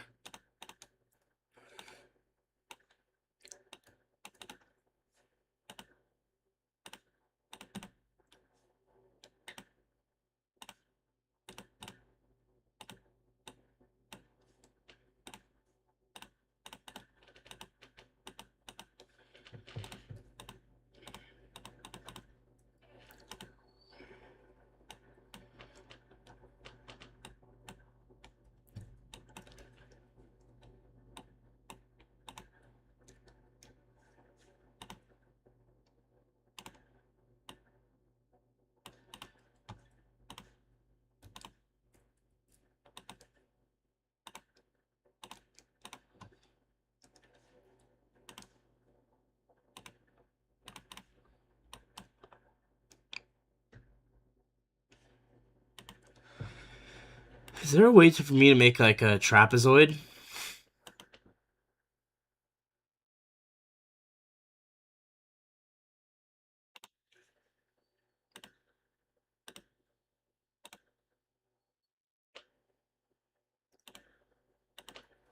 Oh, that's exactly what I wanted.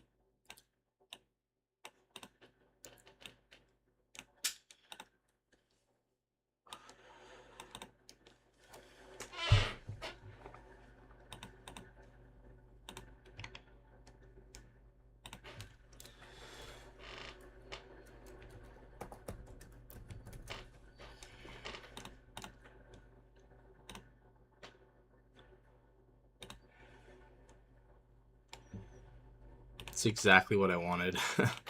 Nice.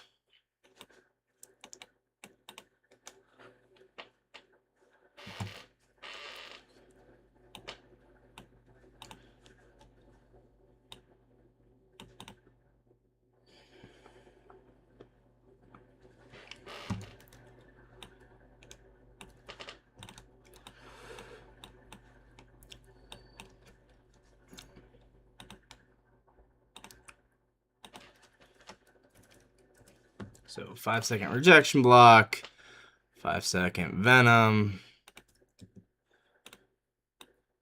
Kind of cool.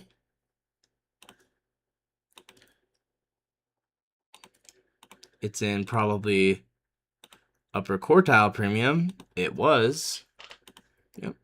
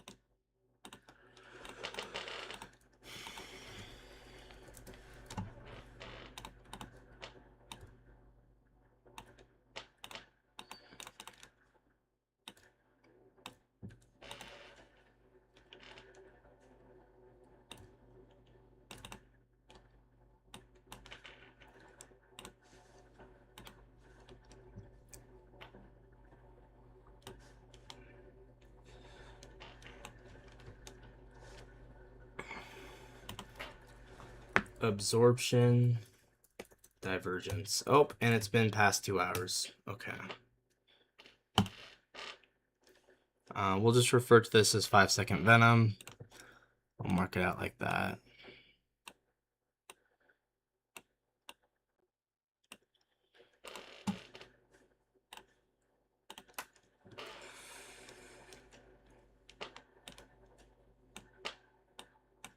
And I bet you it was Goldbach aligned, but you know what? I have to check. but I bet you it was. I bet you here's rejection block partition, here's order block partition, here's for value gap partition. I bet you.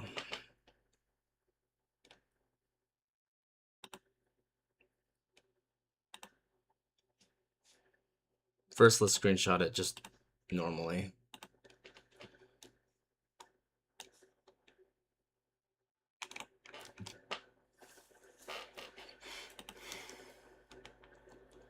$932.25. Venom. Venom.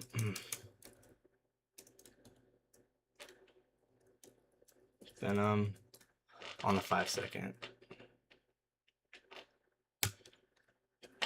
And then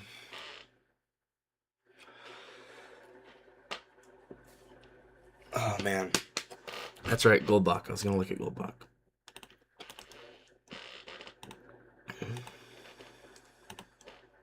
It's probably like a 27 dealing range.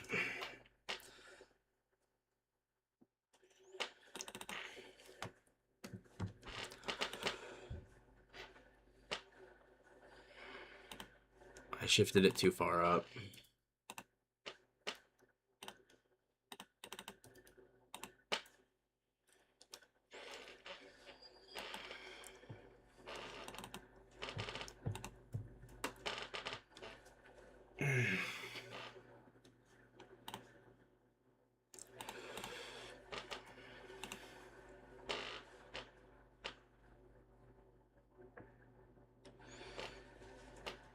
Actually, I feel like it's actually one higher than that.